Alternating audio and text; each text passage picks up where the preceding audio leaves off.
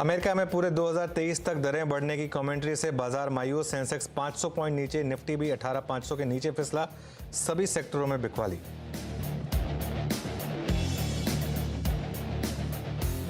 America में recession की आशंकाओं से डरा आईटी सेक्टर। इंडेक्स करीब 1.5% फिसला। इन्फोसिस, टीसीएस, टेक महिंद्रा, एचएल टेक्नोलॉजीज 2% तक लुढ़ के। मिड कैप आईटी शेयरों की भी धुलाई।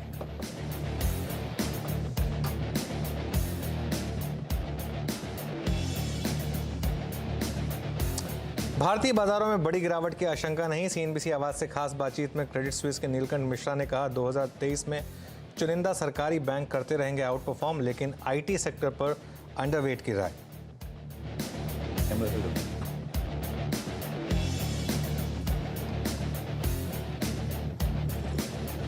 कमजोर बाजार में भी फाइनेंशियल सेक्टर में दिख रहा है दम। एनबीएफसीज और सरकारी बैंकों में जोरदार खरीदारी। इंडियन ओवरसीज बैंक, यूको बैंक करीब 10% तक ऊपर। एल&टी फाइनेंस, एम&एम फाइनेंस, पीएनबी हाउसिंग में भी आज ही तेजी।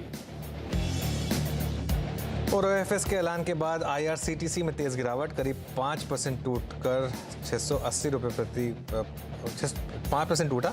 680 रुपये प्रति शेयर के भाव पर सरकार बेचेगी 5% हिस्सेदारी।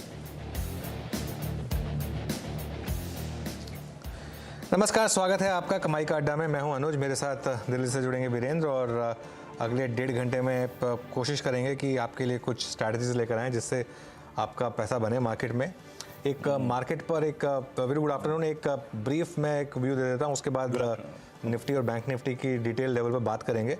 तो क्लियरली आज दो चीज़ें हुई हैं। सबसे पहला तो जो यूएस फ्यूचर्स और एशियन मार्केट जिस तरीके से डिक्लाइन दिखा रहा है, तो क्लियरली विजिबल है कि एक बड़ा मार्केट फियर फैक्टर में आज आया है। और एक जो आज की डिक्लाइन है, एक्चुअली ये आज की डिक्लाइन, इसको मैं तेज़ गिरावट मान रहा हूँ क्योंकि ये जिसे कहते हैं एकदम केम आउट ऑफ नोवेयर। और एक्सपायरी का तो प्रेशर है ही मार्केट के ऊपर, लेकिन जिस तरीके से मार्केट गिरा है वो ज़रूरी है ये देखना कि उम्मीद थी कि पहली बार ऐसा हुआ है कि एक बड़ी डिप को बाय नहीं किया गया है। अभी खैर 1.5 घंटा बाकी है तो शायद डिप पर बाइंग आ जाए, लेकिन एक तरीके से थोड़ा सा मार्केट के लिए एक नेगेटिव फैक्टर है कि इस तरीके की डिक्लाइन आपको देखने को मिल रही है। और एक और चीज़ इंपॉर्टेंट है, ध्यान में रखने वाली है कि इस समय यूएस मार्केट्स काफ़ी नीचे हैं, जो यूएस मार्केट फ्यूचर्स हैं। तो हमने जो आज सुबह चर्चा की थी कि यूएस मार्केट का रिएक्शन इतना ख़राब नहीं था, क्या सेकेंड डे पर, कई बार more mature reaction second day पर आता है। क्या कल मार्केट थोड़ा अच्छे मूड में था, आज मार्केट ख़राब मूड में, तो आज क्या वो होगा वो देखने वाली बात होगी। एक्सपायरी का भी फैक्टर है। निफ्टी, बैंक निफ्टी डिटेल में बात करेंगे, लेकिन दोनों बहुत क्रूशल सपोर्ट लेवल्स के पास, दोनों बेस 2 के पास एक्चुअली, तो वो बहुत ही क्रूशल लेवल से डिफेंड करना। Nifty IT 50 day moving average के बिल्कुल पास। रिलायंस, एचडीएफसी बैंक में कमजोरी है, और जैसा हम कह ही चुके हैं यूएस फ्यूचर्स भी डाउन है, एशियाई बाजार भी वीक है, तो काफ़ी वीकनेस है इस मार्केट में। Viru, hi good afternoon. जी हाँ, गुड आफ्टरनून अनुज। बाकी वीकनेस है और बाजार अगर आप देखें इस वक्त जब हम मुलाकात कर रहे हैं, बात कर रहे हैं, डे लो की ट्रेजेक्ट्री में खड़ा है। हालांकि याद रखिएगा आज दो महत्वपूर्ण बिंदु जो हैं, जो अनुज ने कहा भी, इनफैक्ट एक तो ये कि यूएस फ्यूचर्स, याद रखिएगा डाउ फ्यूचर्स इस वक्त आपकी स्क्रीन पर आएंगे आवाज़ की, डाउन अबाउट 200 पॉइंट्स। जब हम सुबह बात कर रहे थे, मुलाकात कर रहे थे, एसजीएक्स निफ्टी को देख रहे थे, उस वक्त एक समय में डाउ फ्यूचर्स, नैस्डैक फ्यूचर्स हरे में थे। यानी सुबह और शाम, सुबह और दोपहर में ये एक बड़ी तब्दीली है। डाउ फ्यूचर्स सब्सटेंशियली डाउन है। और IT, Nifty IT the culprit जिसे कहते हैं, आज करीब 500 अंक नीचे। तो अनुज, अब शायद आप कह सकते हैं कि बैंक निफ्टी अभी भी उतना क्रैक नहीं हुआ। It's in terms of point, it's I mean hardly 0.50%। ये कभी भी किसी भी समय ड्यू था। बट निफ्टी का 10 डे तोड़ना और अपने ऑप्शंस बेस को तोड़ना और इनफैक्ट उसकी तरफ जाना बहुत तीव्रता से, ये क्लियरली इंडिकेट कर रहा है कि ये F2 सेलिंग है और आई थिंक कुछ क्रिटिकल लेवल्स बीच हो सकते हैं। क्या अप्रोच रहेगी इंडस्ट्रीज पर क्लोजिंग में आज? हाँ वीरू, देखिए मैं अप्रोच की बात करूँ उससे पहले मैं 2 पुट ऑप्शंस लेकर आऊँगा, एक 18,650 का पुट और एक 18,600 का पुट। और इंडिविजुअल उसका प्राइस एक्शन दिखाना ज़रूरी है वहाँ पर, क्योंकि कल ये बात हो रही थी, आपको याद होगा कल हम बात कर रहे थे, ये 18,650 के पुट्स में 200% का प्रीमियम जंप है। और ये देखिए, ये 13.49 लाख का ओपन इंटरेस्ट, और देखिए क्या ज़बरदस्त अनवाइंडिंग हुई है यहाँ पे। 70% ओपन इंटरेस्ट कटा है यहाँ पर, और प्रीमियम बढ़ा है करीब ये इसका 204%। अब दूसरा एक पुट लेकर आइए जहाँ पर बात हो रही थी कल 18,600 के पुट की, कि 18,600 का पुट कल जब मार्केट बंद हो रही थी तो सिर्फ 30 रुपये था। ये मार्केट की एक, जिसे कहते हैं, एक ओवर कॉन्फिडेंस वाला फैक्टर था, और उसमें मैं बोलता हूँ कि थोड़ा बहुत ओवर कॉन्फिडेंस शायद एक सुबह हमारी एक हल्की सी कमेंट्री में भी लग रहा था कि मार्केट में थोड़ा सा ओवर कॉन्फिडेंस है। 18,600 के आप पुट देखिए, ये 18,600 की पुट कल 30 रुपये पर बंद हुई थी। अब वो बात हो रही थी कि 18,570 को मार्केट ने अज्यूम कर लिया कि सैक्रोसैंक्टे नहीं टूटेगा, और वो टूटते ही ज़बरदस्त डिक्लाइन, और अब इस समय 95 रुपये और 211% जंप प्रीमियम पर। यहाँ पर मुझे लग रहा है कि अभी भी कुछ ऑप्शन राइटर्स अभी भी बचे हुए हैं। बहुत इंटरेस्टिंग होगा यहाँ से देखना। 18,490 अब ये एक इंपॉर्टेंट लेवल है, वो निफ्टी का 20 डे एक्सपोनेंशियल मूविंग एवरेज है, इसको थामना ज़रूरी है। अगर ये नहीं रुका वीरू तो आज मुझे लग रहा है कि शायद मार्केट, जिस तरीके से यूएस फ्यूचर्स डाउन है, ये मार्केट कुछ प्रिपेयर कर रहा है कि कहीं आज यूएस में कहीं तगड़ा रिएक्शन ना आ जाए। कल जो रिएक्शन आया था, हम सब डिस्कस कर रहे हैं कि एक बहुत हॉकिश पॉलिसी के बाद भी एक बहुत माइल्ड रिएक्शन आया था कल यूएस मार्केट में। तो आज जो है, अगर आप वो डाउ फ्यूचर्स को वापस देखेंगे एक बार, तो मार्केट कहीं ना कहीं डर रहा है आज की कहीं आज रात को कुछ ओवरनाइट में कुछ बहुत ज़्यादा नेगेटिविटी ना आ जाए यूएस मार्केट की तरफ से, और इसीलिए मार्केट अपने आप को उसी तरफ प्रीएम्प्ट कर रहा है। और उसका एक सबसे बड़ा एग्जांपल है बैंक निफ्टी जिसमें इतनी स्ट्रेंथ थी नॉर्मली, वो नहीं रुका 44,000 पर, और जो कल जिसने सपोर्ट लिया था, और अब 43,800 पर रुकना बहुत ज़रूरी है। 43,800 इस बैंक निफ्टी ने पिछली 2-3 बार के डिक्लाइन में नहीं तोड़ा है, तो यहाँ पर रुकना थोड़ा बैंक निफ्टी के लिए ज़रूरी है, वरना वीकनेस और बढ़ सकती है।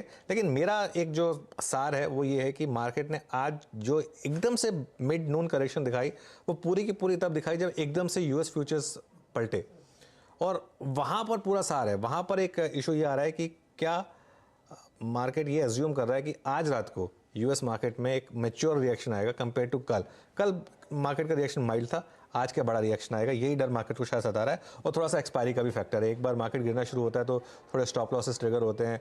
अब जैसे मैं कह रहा हूँ 18,490 निफ्टी पर और 43,800 बैंक निफ्टी पर, अगर ये टूट गए तो और 50-60 पॉइंट निफ्टी पर एकदम से गिर सकते हैं, और 100-150 पॉइंट बैंक निफ्टी में भी अचानक गिर सकते हैं। यहाँ पर इसलिए सपोर्ट लेना बहुत ज़रूरी है इस समय दोनों इंडिसेस का। जी, तो अगर आप देखें दोनों इंडस्ट्रीज के edges, lower edges well defined है आपकी स्क्रीन पर। चला एक बार थोड़ा सा इनफैक्ट हो गया 43800 ऑन निफ्टी बैंक, और it's 18,490 on Nifty. It's 20 day exponential moving average, जिसको याद होगा आपको हमने 12 दिसंबर को डिफेंड किया था इंट्राडे बेसिस पे। अब एक काम करता हूँ, थोड़ी सी आपके सामने स्टॉक स्पेसिफिक अप्रोच रखता हूँ कि हो क्या रहा है मेरे बाजार में। अगर आप इस वक्त की डेवलपमेंट को देखें स्टॉक स्पेसिफिक, देखिए एक तो यूएस फ्यूचर्स काफ़ी पेन में है, बट स्टिल अगर आप एक स्पेस देखें जो कि बाजार में आज बड़ी कमांडिंग पोजीशन में है और अपनी तरफ काफ़ी लॉन्ग खींच रहा है और शॉर्ट कवरिंग है, that's oil and gas space. और उसमें भी अगर आप देखें utilities, look at Gujarat gas, आज सुबह इस ट्रेड का जिक्र भी किया था मैंने और बात ट्रेड भी लिया गया था। 9.3% का बिल्डअप, आईजीएल लगभग 2.1 का, और एमजीएल जो तेज है वो करीब आज ओआई शेड हुआ है वहाँ पे, यानी जो मंदड़िया है बैकफुट पे है, वहाँ पे शॉर्ट कवरिंग है। जैसे कि सुर्खियों में हमने जिक्र किया था कि आज एनबीएफसीज में भी मूव है, और लुक एट एल&टी फाइनेंस, यहाँ पे 6.3% का ओआई गेन, पीईएल लगभग 1.1% का ओआई गेन। ये मुझे याद है सुबह से अच्छी तरीके से राजेश सतपुते जी का लॉन्ग ट्रेड था, तो यहाँ पे अच्छा बिल्डअप है। ऑटो में टीवीएस और एस्कॉर्ट्स, टीवीएस में काफ़ी लॉन्ग बिल्डअप है आज करीब 5% का, और एस्कॉर्ट्स में शॉर्ट स्क्यूज है यहाँ पे, यानी मंदरिया बैकफुट पे है, लेकिन शॉर्टिंग याद रखिएगा आज आईटी स्पेस में तो खैर है ही, बट टाटा कम्युनिकेशन और आइडिया, ये दो काउंटर्स जहां पे आज काफ़ी आप देखें शॉर्टिंग हुई है। और एक और चीज़ याद रखिएगा इन टर्म्स ऑफ शॉर्टिंग, अगर मैं आईटी को देखूं, अगर आप आज सेक्टर बिहेवियर देखें तो आज लार्ज कैप आईटी में याद रखिएगा बहुत शॉर्टिंग हुई है। इनफैक्ट रंजू मैं सुबह भी देख रहा था और अभी भी देख रहा हूँ, इनफैक्ट लार्ज कैप आईटी में सबसे बड़ा ओआई गेनर याद रखिएगा आज टेक महिंद्रा है लगभग 9.1%, एचसीएल टेक्नोलॉजीज 2.6% और इन्फोसिस में 6%, यानी आईटी हैवी वेट्स में अनुज इस वक्त काफ़ी शॉर्टिंग अनुज। बिल्कुल काफ़ी शॉर्टिंग इस समय। और अब चलो एक काम करते हैं, एक बार ज़रा आपको बता देते हैं कि शो में लाइंड अप क्या क्या है। हमारे साथ एक दमदार पैनल जुड़ने वाला है फंडामेंटल राय देने के लिए। हमारे साथ कोलकाता से राजेश अग्रवाल जुड़ेंगे, मुंबई से टेक्निकल कॉल्स के लिए हमारे साथ जुड़े हैं प्रकाश काबा जी, राजेश पालविया और आशीष चतुर्मोहता। नवाबों के शहर लखनऊ से हमारे साथ हैं मानस जायसवाल, इंदौर से हमारे साथ हैं कविता जैन। 2:20 पर कॉर्पोरेट स्कैन में हमारे साथ फैक्ट एफएसीटी के सीएमडी किशोर रुंगटा, उनसे हम खास चर्चा करेंगे। 2:30 बजे ये दिन बताएंगे सेंसेक्स में होगी किसकी एंट्री, कौन होगा बाहर। 2:40 पर होगा 4 का चौका, सस्ता ऑप्शन लेंगे राजेश पालविया से। एफएनओ का सुपरस्टार मानस जायसवाल, चार्ट का चमत्कार आशीष चतुर्मोता और मिड कैप फंडा देंगे राजेश अग्रवाल। 2:50 पर मार्केट बिग वॉइसेस में हमारे साथ होंगे क्वांट म्यूचुअल फंड के फाउंडर और CIO संदीप टंडन। सबसे बड़ा आउट परफॉर्मिंग म्यूचुअल फंड जो रहा है इंडियन मार्केट में, उसके CIO। 3 बजे यतन बताएंगे डीलिंग रूम में किन शेयरों पर हम फोकस करने वाले हैं। एक बार जरा ट्रेंडिंग शेयर्स देख लेते हैं, उसके बाद अपने गेस्ट के पास जाएंगे। तो ये देखिए कुछ तेज़ी के शेयर, पहले लूजर्स दिखा देते हैं आज क्योंकि मार्केट डाउन है। तो ऑब्वियसली उसमें सबसे पहले IT आएगा आपके सामने, tech Mahindra, Infosys, HCL tech, ये सारे के सारे शेयर्स जो हैं वो बेसिकली डाउन है। IRCTC जहाँ पर एक बड़ा OFS आया था वो 6% नीचे है और PVR करीब करीब 3.5% नीचे है। तेज़ी वाले शेयर्स भी हैं 2-3, हीरो मोटोकॉर्प में थोड़ी सी बाइंग है, थोड़ी सी डिफेंसिव बाइंग सुबह हुई थी SBI लाइफ में। पिरामल एंटरप्राइजेस में ज़बरदस्त बाइंग है, 5.5% ये स्टॉक मजबूत है और इंडियाबुल्स हाउसिंग फाइनेंस का स्टॉक 3.5% इस समय ऊपर चल रहा है। चलिए अब एक काम करते हैं, अपने एक्सपर्ट्स को जोड़ना शुरू करते हैं और फ्रेश कॉल्स लेते हैं इस समय की। Market at day's low, Nifty just at 18,500। Gaba ji, ये यूटर्न कहाँ से आया और अब यहाँ पर क्या करें, और बताइए आपकी टॉप कॉल। एक्चुअली देखा जाए तो दिल्ली का चार्ट, डेली चार्ट देखते हैं तो 1 दिसंबर का जो पैटर्न बना था और कल एग्जैक्टली वैसा ही पैटर्न है। एक गैप अप था और एक गैप अप के बाद थोड़ी गिरावट आई। अगर आज गैप डाउन खुलता और नीचे बंद मिलता है, लो क्लोज मिलता है, तो हो सकता है 3-4 दिन और भी लो लेवल देखने को मिल सकता है। ये क्लासिकल एग्जॉर्शन पैटर्न है जो 1 दिसंबर और कल 14 को हुआ है। लेट्स सी होता है या नहीं होता है। स्टॉक जो मुझे पसंद है इस वक्त वो है अपोलो टायर्स। पॉसिबल है कि यहाँ पर आपको मिले, कंसोलिडेशन पैटर्न करीब 2-3 हफ्ते का है, उसके बाद आपको मिला है। ट्रेड कर रहा है 324 पर, 2465 पर। पॉसिबल है कि 330 तक जा सकता है अपोलो टायर्स। स्टॉप होगा 322 Apollo tyres. Bye. Okay, Apollo tyres अगर आप देखें आपका बाय ट्रेड है और थोड़ा सा अगर आप देखें मार्केट को भी रीड करते रहते हैं बीच में। First trade is Apollo tyres. याद रखिएगा अपोलो टायर इस वक्त अपने करियर के हाई पे ट्रेड करता है। It's a new high for Apollo tyres, 325 रुपए। और अभी भी जब प्रकाश सर ने इसको पिक किया, इट्स अ टिपिकल फ्लैग, याद रखिएगा, बहुत अच्छे प्राइस पैटर्न के साथ ही ऊपर जाता हुआ। अच्छा, जैसे कि हम निफ्टी के प्रेशर पॉइंट्स तलाश रहे थे, एक बात मैं यहाँ पे कहना चाहूँगा, at day low when Nifty trading, Nifty IT का प्रेशर है 514 अंक। उसके बाद अगर आप देखें तो आज आपके सामने डाउ फ्यूचर्स नीचे हैं और रिलायंस अब रिट्रेस होकर जहाँ पर देखिए यहाँ पर इस वक्त ट्रेड कर रहा है, that's exactly 2588 50-day exponential moving average of Reliance. दरअसल मैं यहाँ पे इस तथ्य को इस वक्त इसलिए कह रहा हूँ एट 29, क्योंकि 12 दिसंबर को जब हमने 20 डे को निफ्टी पे डिफेंड किया था, उस दिन का भी रिलायंस का low exactly 50-day exponential moving average था। इसलिए ये फैक्ट इस वक्त कहना जरूरी है। आप जो चैनल देख रहे हैं उसका स्वामित्व प्रबंधन रिलायंस इंडस्ट्रीज के हाथ में। मैं कोई पुल बैक की थ्योरी नहीं, सिर्फ आपको स्टैट्स शेयर करता हुआ। राजेश पालविया जी, गुड आफ्टरनून कार्यक्रम में स्वागत है आपका। आपका कन्विक्शन कॉल और आप कैसे अप्रोच कर रहे हैं मार्केट्स को? Good afternoon Viren ji, good afternoon Anuj ji, good afternoon everyone. So stock जो वीक लग रहे हैं वो IT साइड से लग रहे हैं और उसमें हमें टेक महिंद्रा का स्ट्रक्चर यहाँ पे वीक बनते हुए दिख रहा है। जिस तरीके से सप्लाई देखने को मिला है आज ऑलमोस्ट स्टॉक 3% डाउन है। हम यहाँ पे टेक महिंद्रा में शॉर्ट करने की सलाह देंगे और हमें लगता है कि ये स्टॉक में जिस तरीके से सप्लाई बनते हुए दिख रहा है, स्टॉक अपने अब 20-day 50-day मूविंग एवरेज के नीचे भी फिसलते हुए दिख रहा है। तो टेक महिंद्रा में हमारे जो टारगेट है लोअर साइड के हम एक्सपेक्ट कर रहे हैं, इसमें 1000 रुपए से 990 रुपए तक की डाउन साइड कंटिन्यू होते हुए दिख सकती है। टेक महिंद्रा फ्यूचर शॉर्ट करने की सलाह, स्टॉप लॉस होगा करीब 1055 के आसपास, टारगेट होंगे 1000 रुपए तक। ओके, तो ये समय कॉल टेक महिंद्रा पर आती हुई यहाँ पर एक रिकमेंडेशन। आशीष, गुड आफ्टरनून। आशीष, आप कैसे देख रहे हैं आज के इस मिनी ब्रेकडाउन को? अभी मैं मिनी ब्रेकडाउन ही कह रहा हूँ क्योंकि ऐसा हमने पहले भी देखा है, लेकिन फिर मार्केट रिवर्सल भी बहुत ज़बरदस्त दिखाता है। और आपकी टॉप कन्विक्शन कॉल क्या होगी इस समय की? जी बिल्कुल अनुज, गुड आफ्टरनून वीरेंद्र। तो देखिए इंडेक्स के टर्म में तो आज डेफिनेटली एक ब्रेकडाउन मिला है और ये ब्रेकडाउन भी इसलिए इम्पोर्टेंट है क्योंकि कहीं ना कहीं एक कंसोलिडेशन बाजार करने की कोशिश कर रहा था और उसके बाद जब इसने 18,600 के लेवल्स को ब्रीच किया है तो ये थोड़ा सा एक शॉर्ट टर्म फिनोमिना को चेंज करता है। मेरे हिसाब से बड़ा ट्रेंड तो अब जब तक निफ्टी 18,700 के ऊपर नहीं जाए तब तक के एक साइडवेज से नेगेटिव टेरिटरी बाजार में बनी रहेगी। तो बहुत ज्यादा एग्रेसिव इस समय पे लॉन्ग साइड पर नहीं होना चाहिए, सेलेक्टिव स्टॉक्स पे जरूर रुझान पॉजिटिव है, पर पोजीशन साइजिंग पर जरूर ध्यान देना चाहिए, एग्रेसिव पोजीशनिंग नहीं होनी चाहिए। अब जहां तक के स्टॉक का सवाल है, तो जो स्टॉक हमें लॉन्ग साइड पे पसंद है वो चोलामंडलम फाइनेंस है। चोलामंडलम फाइनेंस जो कि 754 पे इस समय स्पॉट लेवल पे ट्रेड कर रहा है, इसमें हमारा मानना है कि बहुत ही बढ़िया एक बेस फॉर्मेशन बन रहा है। पर क्योंकि जैसे मैंने कहा, मार्केट का डायरेक्शन बहुत ज्यादा क्लियर नहीं होने की वजह से पोजीशन साइजिंग संभालना है, बट ओवरऑल स्ट्रक्चर इसका मुझे काफी पसंद है और मैं मानता हूं 800 रुपए तक की ट्रेजेक्टरी चोलामंडलम फाइनेंस के स्टॉक में देखने को नजर आ सकती है। 742 के स्टॉप लॉस के साथ लॉन्ग पोजीशन चोलामंडलम के अंदर में बनाई जा सकती है।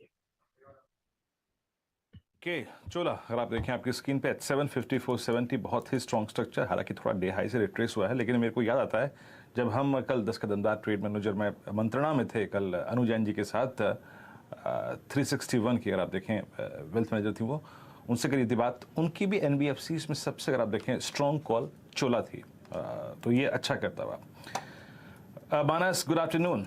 आई थिंक ठंड आ रही थी, हम तो लखनऊ का प्लान बना रहे थे, लेकिन आज थोड़ा सा बाजार जो है वो दुविधा में है, तो ज़्यादा लखनऊ की तरफ हम जा नहीं पाए।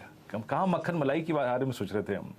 थोड़ा दिसंबर सेकेंड हाफ थोड़ा ट्रबल लग रहा है। आज जिस तरीके से यूएस फ्यूचर्स नीचे हैं, we are almost on the verge of 18,500 वॉल्यूशन, कैसे अप्रोच कर रहे हैं आप मार्केट्स को?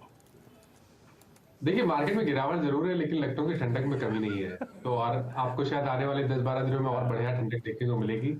और आप तो दिल्ली में रहते हैं तो वो आप बहुत अच्छी तरह समझते हैं, तो बिल्कुल प्लान बनाइए। और मैं तो वेट कर रहा हूँ बहुत, 1 साल हो गया करीब करीब वीरेंद्र जी, जब आपने कमिट किया था कि मैं आऊंगा तो उसका मैं इंतजार कर रहा हूँ उस दिन का। अभी देखिए, अब मैं अनुज से बात करता हूँ। आज अनुज और आशीष में और नीरज जी, हर्षदा भी लौट आए छुट्टी से एक बार। असल में दिसंबर में सबकी छुट्टी लाइंड अप है, उसके बाद दिसंबर में बनाते हैं पक्का प्लान। और अब क्योंकि हाँ, ठंड 2 दिन से दिल्ली में भी अच्छी है, ठीक ठाक है। गाड़ी में सुबह आते आते हीटर की जरूरत पड़ रही है, तो हाँ 2 दिन से ठंड अच्छी है। अनुज, डन रहा दिसंबर लखनऊ अंत में एक बार होके आएंगे। हाँ, लेकिन वीरों दोनों नहीं जा पाएंगे ना। अरे वीकेंड पे जाएंगे ना, वीकेंड पे। हाँ ठीक है, वीकेंड पे जाएंगे। चलो ठीक है, वीकेंड पे जाएंगे। हाँ। तो देखिए, जो रिकमेंडेशन है वो अंबुजा सीमेंट पे बिकवाली करने की राय रहेगी, क्योंकि यहाँ पर अगर आप देखिए तो स्टॉक ने काफी समय के बाद अपने 20 डे मूविंग एवरेज को ब्रीच किया है, उसके नीचे फिसला और वहां पर वॉल्यूम देखने को मिले हैं। वीकली चार्ट पे जाएंगे तो वहां पर आपको एक इवनिंग स्टार बनते हुए दिखेगा, जो कि अभी कंप्लीट नहीं हुआ है। कल हमें लास्ट डे है इस वीक का, तो शायद वहां पर आपको इवनिंग स्टार पैटर्न बनेगा, तो गिरावट बढ़ने के चांसेस ज्यादा लगते हैं। इसलिए अंबुजा सीमेंट में बिकवाली करने की राय रहेगी। 577 के स्टॉप लॉस, मैं फ्यूचर्स के लेवल सब आपको बता रहा हूँ, 577 के स्टॉप लॉस से यहाँ पर बिकवाली करेंगे और 550 तक के टारगेट्स अंबुजा के फ्यूचर्स पे देखने को मिल सकते हैं। 560 का पुट ऑप्शन भी ले सकते हैं, 11 रुपए के 11-12 रुपए के आसपास ट्रेड हो रहा है, वहां पर आप खरीदारी करिए 7 रुपए के स्टॉप लॉस से 22 रुपए के टारगेट के लिए। अंबुजा सीमेंट 560 की पुट, बहुत टाइम के बाद अंबुजा सीमेंट पर किसी ने शॉर्ट कॉल दी है, तो क्लियरली एक मार्केट में आपको बता रहा है कि लीडरशिप स्टॉक्स में भी थोड़ा सा दबाव है। अच्छा, मार्केट में थोड़ी सी रिकवरी है। अब 18,500 के नीचे हम फिसले थे, लेकिन उसको अब डिफेंड कर लिया है निफ्टी ने, और अब वहाँ से ऊपर आ गया। तो वो एक लेवल जो था, वो पुट राइटर का जो जोन भी था और जो 20 डे एक्सपोनेंशियल मूविंग एवरेज था, उसको अब हम अभी के लिए सक्सेसफुल डिफेंड करने में कामयाब रहे हैं, यही कहना होगा अभी के लिए। तो HDFC और एक्सिस बैंक, ये 2 स्टॉक्स हैं जिन्होंने थोड़ी मदद की है नीचे के लेवल से थोड़ी रिकवरी में। आज जैसा कि आप देख रहे हैं डाउन है स्टॉक्स ऑफ कोर्स, लेकिन नीचे के लेवल से थोड़ा सा तो ऊपर यहाँ पर हम आए हैं इस समय पर। चलिए, सारी कॉल्स हो गई हैं मेरे ख्याल से, या अभी बाकी है कोई कॉल? ओके, राजेश अग्रवाल जी जुड़ गए हैं अब हमारे साथ। Rajesh ji, good afternoon. राजेश जी, ये पहले तो ये आप अपनी राय दीजिए, जिस तरीके से मार्केट एकदम से वापस डर गया है IT स्पेस में, उस पर क्या व्यू है आपका? टेक महिंद्रा, इन्फोसिस, ये सारे के सारे स्टॉक्स, आपको लग रहा है कि वापस एक बार 52 वीक लो जाने की तैयारी है और वहाँ पर बाय बनता है, या अभी बाय बनता है, या अभी बाय नहीं बनता है किसी भी लेवल पर? गुड आफ्टरनून अनिल जी, वीरेंद्र जी और भी पैनल में जो मित्रगण हैं सबको नमस्कार। अगर आप IT की बात करें तो कल रात को जो फेड ने कहा कि अभी भी वो 3 बार और रेट हाइक्स की संभावना देख रहे हैं, उसके बाद ऐसा लगा कि ये जो दिक्कतें हैं अभी उतनी ख़त्म होती हुई नज़र नहीं आ रही हैं, और फेड की प्राथमिकता जो है वो इन्फ्लेशन कंट्रोल की तरफ है और जिसके कारण से आईटी में थोड़ा दबाव देखा जा रहा है। बट मुझे नहीं लगता है कि ये दबाव बहुत लंबा चलने वाला है, बल्कि मैं तो ये कहूँगा कि ये जो गिरावट आ रही है इसे एक अपॉर्चुनिटी की तरह लेना चाहिए, खास करके दिग्गज आईटी कंपनीज में। जैसे कि हमारी जो हाउस की कॉल है उसमें हमने इन्फोसिस, टेक महिंद्रा अपने क्लाइंट्स को लेने के लिए कहा है।